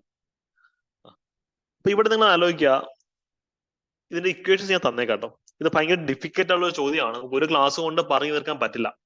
ഇത്രയും ഡിഫിക്കൽട്ട് ചോദ്യം എക്സാമിന് വന്നു കഴിഞ്ഞാൽ എന്റെ ഒരു ഉപദേശം ഒന്ന് ചെയ്യാൻ നിങ്ങൾ സ്കിപ്പ് ചെയ്യാന്നുള്ളതാണ്. ഇതിന് അവസാനം സമയം കിട്ടുകയാണെങ്കിൽ മാത്രം ഇതിലേക്ക് വരിക. സമയം കിട്ടുകയാണെങ്കിൽ മാത്രം ഇതിലേക്ക് വരിക. ബിക്കോസ് ഇതിനകത്ത് 3 പ്രസ്താവനകൾ ശരിയാണ്, ഒരു പ്രസ്താവന തെറ്റാണ്. ഇവിടെ GDP-യുടെയും GNP-യുടെയും ഒക്കെ ഈ പറയുന്ന പോലുള്ള ഇക്വേഷൻസ് കൊടുത്തിട്ടുണ്ട്. ജസ്റ്റ് അതിക്കുള്ളിൽ നിന്ന് പോവാം. GDP-യുടെയും GNP-യുടെ ഒക്കെ ഇക്വേഷൻസ് വിശദമായിട്ടുള്ള നോട്ട്സും കൊടുത്തിട്ടുണ്ട്. ഇവിടെ സ്റ്റേറ്റ്മെന്റ് 4 എന്ന് പറയുന്നത് തെറ്റായിട്ടുള്ള സ്റ്റേറ്റ്മെന്റ് ആയിരുന്നു കേട്ടോ. ഇത് ഡിസ്കസ് ചെയ്യാൻ നമുക്ക് 1-2 മണിക്കൂർ വേണം. അതുകൊണ്ട് തൽക്കാലം നിങ്ങളുടെ നോട്ട്സിൽ കൂടെ പോവാം. ഡൗട്ട്സ് പോലെ ഉണ്ടെങ്കിൽ നമുക്ക് പിന്നീട് വേണമെങ്കിൽ ഒരു സെപ്പറേറ്റ് ക്ലാസ് ആണ് ഞാൻ നിങ്ങൾക്ക് തരാം. ഓക്കെ. ഭരണഘടനാ നിർമ്മാണ സമിതിയിലെ committee on functioning of constituent അസംബ്ലിയുടെ തലവൻ ആരായിരുന്നു? യെസ്, ഇതൊക്കെ സിമ്പിൾ ചോദ്യമാണ്. GV മാവ്ലങ്കർ ആയിരുന്നു അതിന്റെ കമ്മിറ്റിയുടെ തലവൻ. അപ്പൊ നമുക്ക് ഇവിടുന്ന് എന്ത് വരാം? അസോസിയേറ്റ് ഫാക്ടിൽ പഠിച്ചിട്ട് പോവുക. അസോസിയേറ്റ് ഫാക്ട് കൃത്യമായിട്ട് മറ്റ് കമ്മിറ്റികളെ പറ്റി കൊടുത്തിട്ടുണ്ട്. കേട്ടോ. ഇവിടെ ഡ്രാഫ്റ്റിംഗ് കമ്മിറ്റിയാണ് ഏറ്റവും പ്രധാനപ്പെട്ട കമ്മിറ്റി. ഇത്തരത്തിൽ നിങ്ങൾക്ക് വേണ്ടുന്ന കാര്യങ്ങളൊക്കെ കൊടുത്തിട്ടുണ്ട്. ഈ ഒരു ഏരിയ നിങ്ങൾ പഠിച്ചിട്ട് തന്നെ പോവുക. മറ്റ് കമ്മിറ്റികളിലെ അംഗങ്ങൾ എല്ലാം ഇവിടെ കൊടുത്തിട്ടുണ്ട്. 17ാമത്തെ ചോദ്യം. താഴെ തന്നിരിക്കുന്നവയിൽ തെറ്റായ വസ്തുത തിരഞ്ഞെടുക്കുക. അല്ലെ, ഇവിടെ ഇതൊന്ന് എലിമിനേഷൻ ടെക്നിക്സ് ഉപയോഗിച്ചൊന്ന് ചെയ്യാമോ? 3 സെക്കൻഡ് സമയം തരാം. 3 സെക്കൻഡ് പെട്ടെന്ന് പറയാമോ? Yes, good. പെട്ടെന്ന് ഉത്തരം കിട്ടി. എല്ലാവർക്കും പെട്ടെന്ന് ഉത്തരം കിട്ടി. ബിക്കോസ് ഇതിനകത്ത് നിങ്ങൾ ആലോചിക്കുക, ഫസ്റ്റ് സ്റ്റേറ്റ്മെന്റ് വായിക്കുമ്പോഴത്തേക്കും കൺഫ്യൂസ്ഡ് ആവും. കേന്ദ്ര ഭരണ പ്രദേശങ്ങളിൽ നിന്നുള്ള ലോക്സഭാംഗങ്ങളുടെ എണ്ണം ഒന്നും അങ്ങനെ പഠിക്കുന്നതല്ല ആരും. രാജ്യസഭാംഗങ്ങളുടെ എണ്ണം പഠിക്കുന്നതല്ല. ഭരണഘടന പ്രകാരം എത്ര മാക്സിമം, അത് ബുദ്ധിമുട്ടാണ്, ഓർത്തിരിക്കാൻ ബുദ്ധിമുട്ടാണ്. പക്ഷെ നമുക്ക് ഒരു കാര്യം അറിയാം, പാർലമെന്റിലെ നാമനിർദ്ദേശം ചെയ്യപ്പെട്ട അംഗങ്ങളുടെ എണ്ണം, നോമിനേറ്റഡ് മെമ്പേഴ്സ് ഓഫ് രാജ്യസഭ വെച്ച് കഴിഞ്ഞാൽ എത്ര? 12 ആണ്. അല്ലെ? അപ്പൊ 4 തെറ്റാണെന്നുള്ളത് ഏറ്റവും റിപ്പീറ്റഡ് ആയിട്ടുള്ള PSC ചോദ്യമാണ്. 4 തെറ്റാണെന്ന് പറയുന്ന ഒരേ ഒരു ഓപ്ഷൻ ഏതാ? B ആണ്. അപ്പൊ നിങ്ങൾ ഒരിക്കലും ഇവിടെ സ്റ്റക്കായി നിൽക്കില്ല. നിങ്ങൾ അടുത്ത സ്റ്റേറ്റ്മെന്റിലേക്ക് പോകണം. ഒരു പട്ടാളക്കാരന്റെ മെന്റാലിറ്റിയിൽ മുന്നോട്ട് പോകണം. ഇത് 3 ശരിയായിട്ടുള്ള പ്രസ്താവനകൾ തന്നെയാണ്. അത് പഠിച്ചു വെക്കാം. പക്ഷേ ഒരു സ്റ്റേറ്റ്മെന്റ് അറിയില്ല, ഓർത്തെടുക്കാൻ പറ്റുന്നില്ലെങ്കിൽ പറഞ്ഞാൽ അടുത്ത സ്റ്റേറ്റ്മെന്റിലേക്ക് പോകാനുള്ള ഒരു ട്രെയിനിങ് നിങ്ങൾ അക്സെപ്റ്റ് ചെയ്യേണ്ടതാണ്. അപ്പൊ ആ രീതിയിൽ ഇതിനെ അപ്രോച്ച് ചെയ്താൽ മതി. 18ാമത്തെ ചോദ്യം. താഴെ തന്നിരിക്കുന്നവയിൽ ശരിയായ പ്രസ്താവന തിരഞ്ഞെടുക്കുക. ശരിയായ പ്രസ്താവന.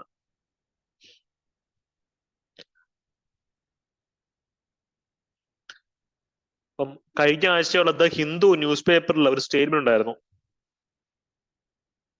Voting is A fundamental duty എന്ന് പറഞ്ഞിട്ട്. അല്ല, അപ്പൊ ഇതിന് ഉത്തരം എന്ത് വരും? യെസ്, നിങ്ങൾ എല്ലാവരുടെ ഉത്തരം കാര്യം B ആണ് ഒരു ഉത്തരം. ബി. വലിയൊരു അബദ്ധം. കാര്യം എന്താ, ഹിന്ദു എന്നുള്ള ന്യൂസ് പേപ്പർ എന്ന് വെച്ചാൽ ഏറ്റവും മികച്ച ഇന്ത്യൻ പത്രങ്ങൾ ഒന്നാണ്. പക്ഷെ അവർക്കൊരു അബദ്ധം പറ്റി. 2-3 ദിവസം മുമ്പ് അവരുടെ എഡിറ്റോറിയൽ പേജിൽ, അത് എഡിറ്റർ ആണ് ഡയറക്ട്ലി മോണിറ്റർ ചെയ്യുന്നത്, ആ പേജിൽ അവർ കൊടുത്തൊരു തെറ്റായ ഒരു സ്റ്റേറ്റ്മെന്റ്, വോട്ട് ചെയ്യുക എന്നത് മൗലിക കടമയാണെന്നുള്ളത്. അത് റോങ് സ്റ്റേറ്റ്മെന്റ് ആയിരുന്നു. കാര്യം, വോട്ട് ചെയ്യുക എന്നുള്ളത് ഇന്ത്യയിൽ മൗലിക കർത്തവ്യമോ മൗലിക കടമയോ അല്ല. അത് ഭരണഘടനാപരമായ ഒരു അവകാശം മാത്രമാണ്. ഏത് ആർട്ടിക്കിളിലാ വോട്ടിങ്ങിനെ പറ്റി പറയുന്നത്? നിങ്ങൾക്ക് വോട്ട് ചെയ്യാൻ അവകാശമുണ്ടെന്ന് ഏത് ആർട്ടിക്കിളിലാണ് പറയുന്നത്? 326. 3, 2, 6 അങ്ങനെ ഓർത്താലും മതി അല്ലെ? 326. എന്തുകൊണ്ടാ വോട്ടിങ്ങിനെ നമ്മളൊരു മൗലിക അവകാശമായിട്ട് കണക്കാക്കാത്തത്? എന്തുകൊണ്ടാ?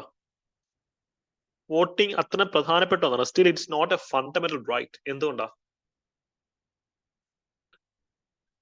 ഫണ്ടമെന്റൽ റൈറ്റ് ആയി കഴിഞ്ഞാൽ പ്രശ്നം എന്താ? നിങ്ങൾക്ക് അത് നേടിയെടുക്കാനുള്ള എല്ലാ അവകാശം ഉണ്ടായിരിക്കും. അപ്പം ജയിലിൽ കിടക്കുന്ന ക്രിമിനലുകൾക്കൊക്കെ എന്ത് ചെയ്യാൻ പറ്റും? വോട്ട് ചെയ്യണം എന്നുകൊണ്ട് ഇറങ്ങി ചാടാൻ പറ്റും. പരവുള്ള ഇറങ്ങി മുങ്ങാൻ പറ്റും.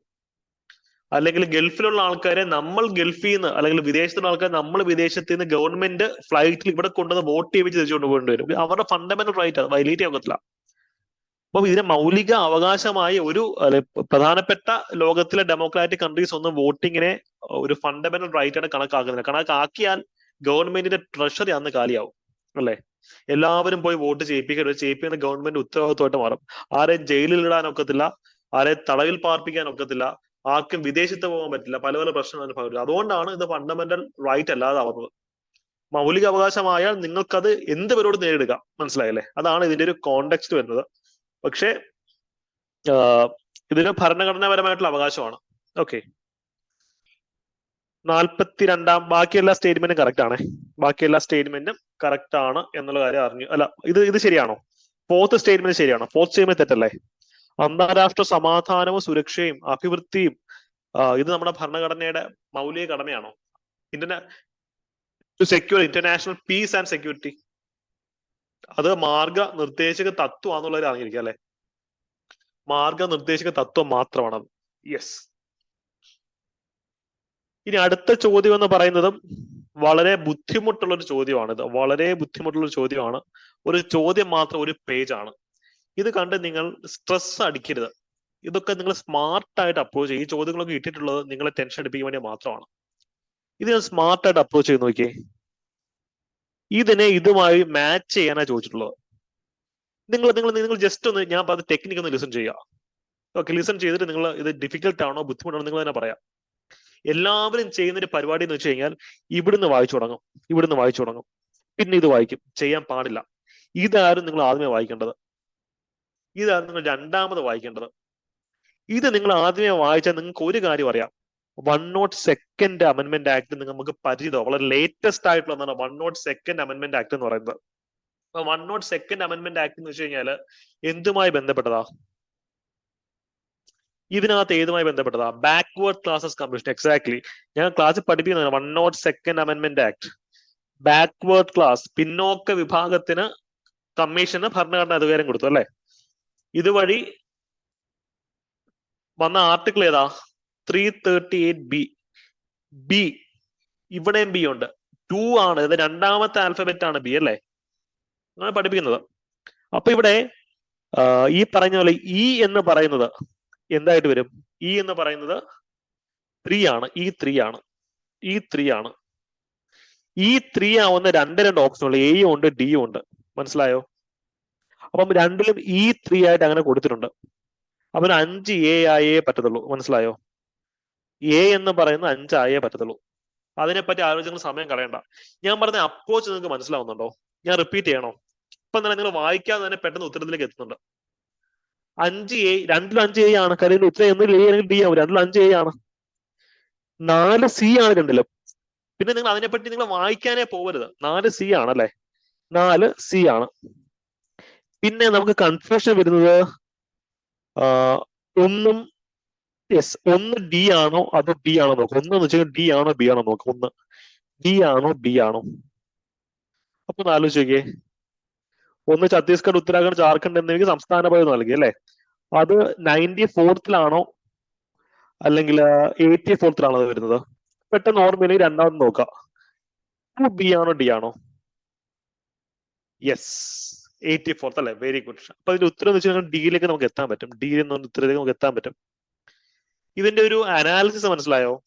ഓരോ സ്റ്റേറ്റ്മെന്റ് വായിച്ച് അടുത്ത സ്റ്റേറ്റ്മെന്റിലേക്ക് പോയല്ല ഉത്തരത്തിലേക്ക് എത്തേണ്ടത്. കാര്യം ഈ ഒരു ചോദ്യം വായിച്ച് തീർക്കണമെങ്കിൽ നിങ്ങൾക്ക് ഒരു 5 മിനിറ്റ് വേണം. പക്ഷെ ഈ ഒരു അൽഗോരിതം നിങ്ങൾ യൂസ് ചെയ്യുക. ആദ്യമേ ഇത് വായിക്കുക.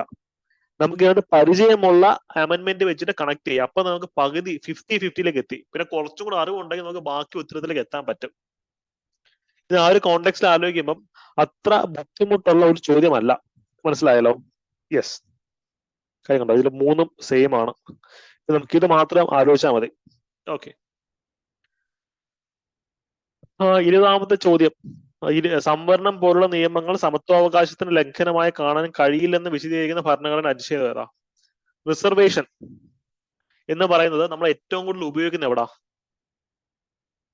അപ്പൊ ഇത് എവിടെ വരാനാ സാധ്യത? റിസർവേഷൻ നമ്മൾ ഏറ്റവും കൂടുതൽ ഉപയോഗിക്കുന്നത് ഗവൺമെന്റ് ജോലികളിലല്ലേ ഈ കൂടുതൽ ഏത് ആർട്ടിക്കിളാണ് ഗവൺമെന്റ് ജോലിയെ പറ്റി പറയുന്നത്? പബ്ലിക് എംപ്ലോയ്മെന്റ് അല്ലെ? ഡിയിലല്ലേ പറയുന്നത്? ഡി ആർട്ടിക്കിൾ 16 പറയുന്നത് പബ്ലിക് എംപ്ലോയ്മെന്റ് നമ്മൾ ആരെയും ഡിസ്ക്രിമിനേറ്റ് ചെയ്യാൻ പാടില്ല. നിങ്ങൾ അങ്ങനെ ആലോചിച്ചായിരുന്നോ? 21 രൂപ 14 രൂപ 15 രൂപ അങ്ങനെ ആലോചിക്കേണ്ട കാര്യമില്ല. ഇവിടെ പറയുന്നത് സംവരണം പോലുള്ള നിയമങ്ങൾ ഇതിനെ നെഗറ്റീവായി ബാധിക്കാൻ പാടില്ലെന്നാണ് പറയുന്നത്. സംവരണം നമ്മൾ ഏറ്റവും കൂടുതൽ ഇംപ്ലിമെന്റ് ചെയ്യുന്ന എവിടെ നോക്കിയാൽ മതി. ഓക്കെ, ഒരു ഉത്തരം ഡി എന്നുള്ള സംഭവത്തിലേക്ക് നമുക്ക് അങ്ങനെ എത്താൻ പറ്റും. അപ്പൊ ഇതിനകത്ത് ലേറ്റസ്റ്റ് ആയിട്ട് വന്നിട്ടുള്ള അമെന്റ്മെന്റ് ആക്ട് ഏതാ? ലേറ്റസ്റ്റ് വന്ന അമെന്റ്മെന്റ് ആക്ട്, അതായത് ഗവൺമെന്റ് എംപ്ലോയ്മെന്റിൽ സംവരണത്തിന്റെ സ്കോപ്പ് കൂട്ടിയ അമെന്റ്മെന്റ് ആക്ട് ഏതാ? 106 യെസ്, 106 പറയുന്നുണ്ട്, 104 പറയുന്നുണ്ട്, 103 അല്ലേ? 103. ഓക്കെ, അപ്പം അമെന്റ്മെന്റുകൾ നോക്കി വെക്കുക. അടുത്ത ക്ലാസ്സിൽ അതിന്റെ ചോദ്യങ്ങൾ ഉണ്ടായിരിക്കുന്നതായിരിക്കും. യെസ്, മറ്റൊരു ചോദ്യം കണ്ടോ? ഇത്രയാണ് ഒരു ചോദ്യത്തിന്റെ സൈസ് എന്ന് പറയുന്നത്. ഇതൊക്കെ ഈ മാതൃകാ ചോദ്യങ്ങൾ വരും കേട്ടോ LDCക്ക്. ഈ മാതൃകാ ചോദ്യങ്ങൾ വരും. നിങ്ങൾ ഇതൊക്കെ പ്രാക്ടീസ് ചെയ്തിട്ട് പോയി സെറ്റാണ്. അല്ലെങ്കിൽ ഇതിനെക്കാട്ടി ഈസി ക്വസ്റ്റ്യൻസ് ആയിരിക്കും. അപ്പൊ നമുക്ക് എന്തായാലും ഈസിയായിട്ട് സ്കോർ ചെയ്യാൻ പറ്റും.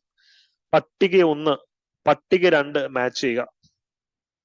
ഈ കൂട്ടത്തില് നിങ്ങൾക്ക് ഏറ്റവും ഫെമിലിയർ ആയിട്ടുള്ള പേര് ഏതാ? ഈ കൂട്ടത്തിൽ ഏറ്റവും ഫെമിലിയർ ആയിട്ടുള്ള പേര് ഏതാ?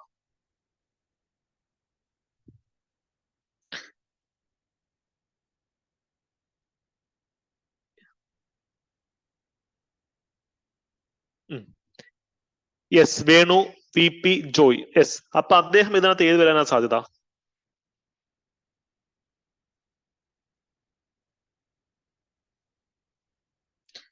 യെസ്, E3 ആണല്ലേ? യെസ്, E3 വരും. കേരളത്തിലെ 49ാമത്തെ ചീഫ് സെക്രട്ടറി കറണ്ട് അഫയേഴ്സിനകത്ത് ഉള്ള ഒരു കാര്യമാണ് ഡോക്ടർ വേണു IAS. അല്ലെങ്കിൽ അപ്പം E3 വരുന്ന ഒരേ ഒരു ഓപ്ഷൻ ഏതാ? ഡി അല്ലേ? ഡിയിൽ മാത്രമല്ല E3 വരുന്നുള്ളൂ. പോട്ടെ, പത്മ രാമചന്ദ്രൻ നമ്മുടെ സ്ഥിരം ചോദ്യമാണല്ലേ. പത്മ രാമചന്ദ്രൻ എങ്ങനെയാ ചോദ്യത്തിനകത്ത് വരുന്നത്? കേരളത്തിലെ ആദ്യത്തെ വനിതാ ചീഫ് സെക്രട്ടറി ആരെന്നുള്ള ചോദ്യമുണ്ട്. അപ്പൊ പത്മ രാമചന്ദ്രൻ നിങ്ങൾ അത് വെച്ചെടുക്കുക. അത് വെച്ചെടുത്താലും എന്താണ്? 1C വരും. 1 എന്ന് വെച്ച് കഴിഞ്ഞാൽ C വരും. 1C വരുന്നത് Bയും Cയും മാത്രമേ ഉള്ളൂ. പിന്നെ 2D ആണ് നമുക്ക് ഇതിനകത്ത് ഓൾറെഡി ഉണ്ട്. പിന്നെ ഒരു ഡിഡക്ഷനിൽ കൂടെ നമുക്ക് എന്ത് ചെയ്യാൻ പറ്റും? ബിയിലേക്ക് എത്താൻ പറ്റും അല്ലേ? യെസ്. അപ്പോൾ ഇതിനൊരു അപ്രോച്ച് നിങ്ങൾക്ക് മനസ്സിലാവും. ഇത്തരം ഒരു വിജൃംഭിച്ച ചോദ്യങ്ങൾ വരുമ്പോൾ എങ്ങനെ അപ്രോച്ച് ചെയ്യണമെന്ന് മനസ്സിലായോ? ക്ലിയർ ആണോ? ക്ലിയർ ആണെങ്കിൽ ഹാൻഡ് റൈസ് ചെയ്തേ. Yes, set, clear. ബുദ്ധിമുട്ട് തോന്നുന്ന ആൾക്കാർ ഒന്നും കൂടെ വീഡിയോ കാണുക കേട്ടോ. ഒന്നുകൂടെ വീഡിയോ കാണുക.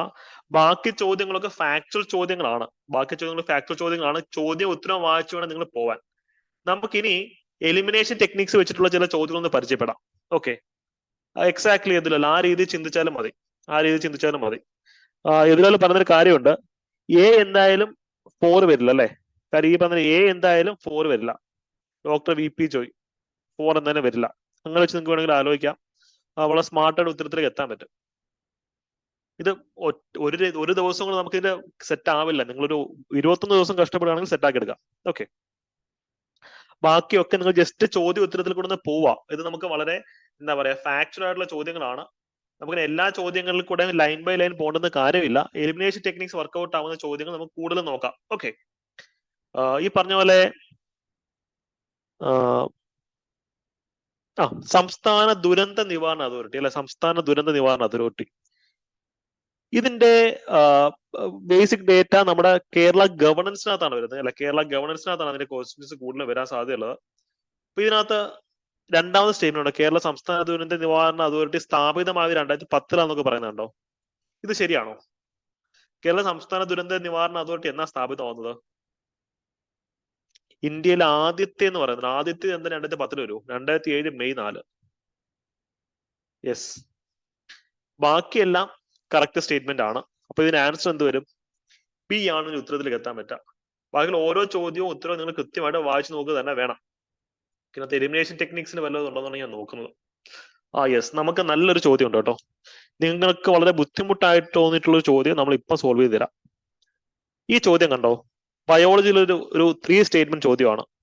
3 പ്രസ്താവനകൾ തന്നിരിക്കുന്നു. അവയിൽ വസ്തുതയ്ക്ക് നിരക്കാത്തവ മാത്രം തിരഞ്ഞെടുക്കാനാണ് പറഞ്ഞിട്ടുള്ളത്. വസ്തുതയ്ക്ക് നിരക്കാത്തവ മാത്രം തിരഞ്ഞെടുക്കാം. ഇവിടെ ഇതിന്റെ ഉത്തരം നിങ്ങൾ പെട്ടെന്ന് പറഞ്ഞേ, പെട്ടെന്ന് പറയാമോ? നിങ്ങൾ കയ്യിലെയും കാലിലേക്ക് അസ്ഥികൾ ഒന്ന് ഇതൊക്കെ നോക്കിയേ, ആക്കി നോക്കിയേ. എക്സാം ഹോളിൽ ഇരുന്ന് നിങ്ങൾ കൈ ഇങ്ങനെയൊക്കെ എടുത്താക്കുമ്പോഴത്തേക്കും നിങ്ങൾക്ക് വട്ടാന്ന് ചിലപ്പോൾ ആൾക്കാർക്ക് തോന്നും. എന്നാലും സാരമില്ല, ഒരു മാർക്ക് നമുക്ക് കിട്ടുന്ന കാര്യമല്ല. നിങ്ങൾ കാണിച്ചോളൂ, ഒരു കുഴപ്പമില്ല. വായിലെ പല്ലുകളുടെ എണ്ണം എത്രാന്ന് പ്രാവശ്യം പി എസ് സിയിൽ ചോദിച്ചപ്പോഴത്തേക്കും ക്ലാസ്സിൽ ഇരുന്നുകൊണ്ട് 1 2 3 വായിലെ പല്ലിന്റെ എണ്ണം എടുത്ത് ഉത്തരം കറക്റ്റ് ആക്കിയ ഒരു സുഹൃത്ത് എനിക്ക് ഉണ്ടായിരുന്നു. അവന് ജോലി കിട്ടി. തൽക്കാലത്തേക്ക് മണ്ടനായതിനെ പിന്നീട് ജോലി കിട്ടി. അപ്പം ഷെയിംലെസ് ആയിട്ട് നിങ്ങൾ എങ്ങനെയാന്ന് വെച്ച് കഴിഞ്ഞാൽ മാർക്ക് വേണ്ടി പ്രയത്നിക്കുക. ഈ സ്റ്റേറ്റ്മെന്റ് ഉണ്ടോ? തള്ളവിരലിന്റെയും കാർപ്പലിന്റെയും മെർക്കാർപ്പലിന്റെ ഇടയിൽ കാണപ്പെടുന്ന സന്ധിയാണ് വിജാഗരി സന്ധി. വിജാഗരി മീൻസ് ഡോറിന്റെ ഇടയ്ക്കുള്ള സാധനം അല്ലെ? വിജാഗരി സന്ധി എവിടെ കാണുന്നത്? ഡോറ് തുടക്കുകയോ ഇറക്കുകയോ ചെയ്യുന്ന പോലെയുള്ള ജോയിന്റ്സ് നമുക്ക് എവിടെ ഉള്ളത്? നമ്മുടെ ജോയിന്റുകളിലല്ലേ? കയ്യിലും കാലൊക്കെ ജോയിന്റുകളിലല്ലേ വിജാഗരി സന്ധി? കൈമുട്ട്, കാൽമുട്ട്. അപ്പൊ ഇത് തെറ്റല്ലേ? വിജാഗിരി ഡോറ് തുറക്കുന്ന പോലെയുള്ള സന്ധികൾ നമുക്ക് എവിടെ ഉള്ളത്? തേർഡ് സ്റ്റേറ്റ്മെന്റ് തെറ്റാന്ന് അറിയാം. അപ്പൊ തന്നെ ഇതിന് ഉത്തരം തേർഡ് സ്റ്റേറ്റ്മെന്റ് ഒരേ ഒരു ഓപ്ഷനേ ഉള്ളൂ, ഓപ്ഷൻ ഡി, കൈമുട്ട്, കാൽമുട്ട്. അപ്പം എക്സാം ഹോളിൽ നിങ്ങൾ എന്ത് വേണമെങ്കിലും കാട്ടിക്കൂടിയുള്ള പ്രശ്നമില്ല. ഓക്കെ, അപ്പം എല്ലാ സ്റ്റേറ്റ്മെന്റ്സ് തെറ്റാണ്. സന്ധികളെ പറ്റി ഡീറ്റെയിൽഡ് ആയിട്ട് നോട്ട് ഞാൻ നിങ്ങൾക്ക് കൊടുത്തിട്ടുണ്ട്. 32ാമത്തെ ചോദ്യം. 2023 ഭൗതിക ശാസ്ത്രത്തിനുള്ള നോബൽ സമ്മാനം ആർക്കാ ലഭിച്ചേ?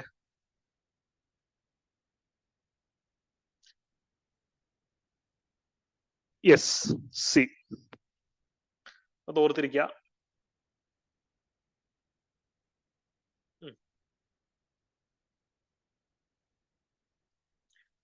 ഇപ്പൊ നമ്മൾ ഓൾമോസ്റ്റ് കോൺസെപ്റ്റുവൽ ചോദ്യങ്ങളെല്ലാം ഡിസ്കസ് ചെയ്ത് കഴിഞ്ഞു. ഇനി നിങ്ങൾക്കുള്ളത് കുറെ ഫാക്ച്വൽ ചോദ്യങ്ങളാണ്. അത് ഈ പറയുന്ന തത്തമേ പൂച്ച പൂച്ച എന്നുള്ള രീതിയിൽ ഞാൻ പറഞ്ഞു തരുന്നില്ല. നിങ്ങളത് ഇത് വായിക്കാം. ഏതാ? നമ്മുടെ ആൻസർ കീ കംപ്ലീറ്റ്ലി വായിക്കാം. അപ്പം നമ്മുടെ ഒരു വീഡിയോ ഡിസ്കഷന് പ്രധാനപ്പെട്ട ഉദ്ദേശം അതാണ്. നിങ്ങൾക്ക് അപ്രോച്ച് തരാന്നുള്ളതാണ് പ്രധാനപ്പെട്ട ഒരു ഉദ്ദേശം. അത് വിശാലമായ ആൻസർ കീ ആണ് നിങ്ങൾക്ക് തന്നിട്ടുള്ളത്. ഇംഗ്ലീഷ്, മാത്സ്, മലയാളം ചോദ്യങ്ങളുടെ സൊല്യൂഷൻസ് കൃത്യമായിട്ട് അവിടെ കൊടുത്തിട്ടുണ്ട്. നിങ്ങൾക്ക് അത് വർക്ക്ഔട്ട് ചെയ്ത് നോക്കാവുന്നതാണ്. മനസ്സിലാവുന്ന രീതിയിൽ ലൈൻ ബൈ ലൈൻ ആയിട്ട് നമ്മളോട് കൊടുത്തിട്ടുണ്ട്. അപ്പൊ ഇന്നത്തെ ഒരു സെഷന്റെ ഒരു കൺക്ലൂഷൻ പോയിന്റിലേക്ക് നമ്മൾ പോവാണ്. ഞാൻ പിന്നെ അപ്രോച്ചുകൾ എല്ലാവർക്കും കോംപ്രഹെൻഡ് ചെയ്യാൻ പറ്റുന്നുണ്ടോ? ഫാക്ച്വൽ ചോദ്യങ്ങൾ നമ്മൾ ഫാക്ച്വലായിട്ട് തന്നെ അപ്രോച്ച് ചെയ്യണം. അതിനകത്ത് നമുക്ക് എലിമിനേഷൻ സ്കോപ്പ് വളരെ കുറവായിരിക്കും. അപ്പം ഞാൻ എന്റെ ഒരു ഒറ്റ ചോദ്യമേ ഉള്ളത്, ഞാൻ ഈ പറയുന്ന രീതിയിൽ അപ്രോച്ച് ചെയ്ത് നിങ്ങൾ പഠിക്കുകയാണെങ്കിൽ നിങ്ങൾക്ക് നിങ്ങളുടെ റാങ്ക് ബൂസ്റ്റ് ചെയ്യാൻ പറ്റുമെന്ന് തോന്നുന്നുണ്ടോ? നിങ്ങൾ നേരത്തെയുള്ള പഠന രീതിയോടൊപ്പം ഞാൻ ഈ പറയുന്ന ടെക്നിക്കും കൂടെ നിങ്ങൾ ഒന്ന് ഇംപ്ലിമെന്റ് ചെയ്യുകയാണെങ്കിൽ, ഒരു പകുതി നിങ്ങൾ ഇംപ്ലിമെന്റ് ചെയ്യുകയാണെങ്കിൽ നിങ്ങളുടെ മാർക്ക് മിനിമം ഒരു 10-15 മാർക്ക് കൂട്ടാൻ പറ്റും എന്നുള്ള വിശ്വാസം നിങ്ങൾക്ക് ഉണ്ടല്ലോ. അത് മതി. ഇനിയുള്ള ദിവസം നമുക്കിനി ഒക്ടോബർ വരെ പരീക്ഷയുണ്ട് പല ഘട്ടങ്ങളെ പലർക്കും. ഇപ്പൊ ഇനിയുള്ള ദിവസങ്ങൾ എന്റെ കൂടെ നിങ്ങൾ കഷ്ടപ്പെടുക. നിങ്ങൾക്ക് പുതിയതായിട്ട് എന്തെങ്കിലും ഐഡിയാസ് ഒക്കെ തോന്നുമെങ്കിൽ എന്റെ അടുത്തും പറയാം. Model exams, exactly model exams എഴുതി നിങ്ങൾ പ്രാക്ടീസ് ചെയ്യാം. ഞാൻ നിങ്ങൾക്ക് ഉറപ്പ് തരുന്നു, ഈ ഒരു 8 ടെസ്റ്റുകൾ 35 മൈക്രോ ടെസ്റ്റും അതിനകത്ത് 8 ടെസ്റ്റുകൾ ഡീറ്റെയിൽഡ് സൊല്യൂഷനും അതിനോടൊപ്പം വീഡിയോ ഡിസ്കഷനും കൂടെ കണ്ടിട്ട് പോവുകയാണെങ്കിൽ നിങ്ങൾ സെറ്റാണ്. ഈ പറഞ്ഞ പോലെ വളരെ നല്ല രീതിയിൽ നിങ്ങൾക്ക് റാങ്ക് ബൂസ്റ്റ് ചെയ്യാൻ പറ്റും. നിങ്ങൾക്ക് ഇപ്പോൾ ഉള്ള റാങ്ക് മാർക്കിനേക്കാൾ ഒരു 10-20% മാർക്ക് നിങ്ങൾക്ക് എങ്ങനെയാലും കൂടുതൽ കിട്ടും. നിങ്ങൾ ഇത് എപ്പോഴും പറഞ്ഞാൽ നമ്മുടെ അനധി വ്ളോഗ്സ് എന്ന കമ്മ്യൂണിറ്റി കോച്ചിങ് ഇൻസ്റ്റിറ്റ്യൂട്ട് ആപ്പ് ഒന്നും അല്ല.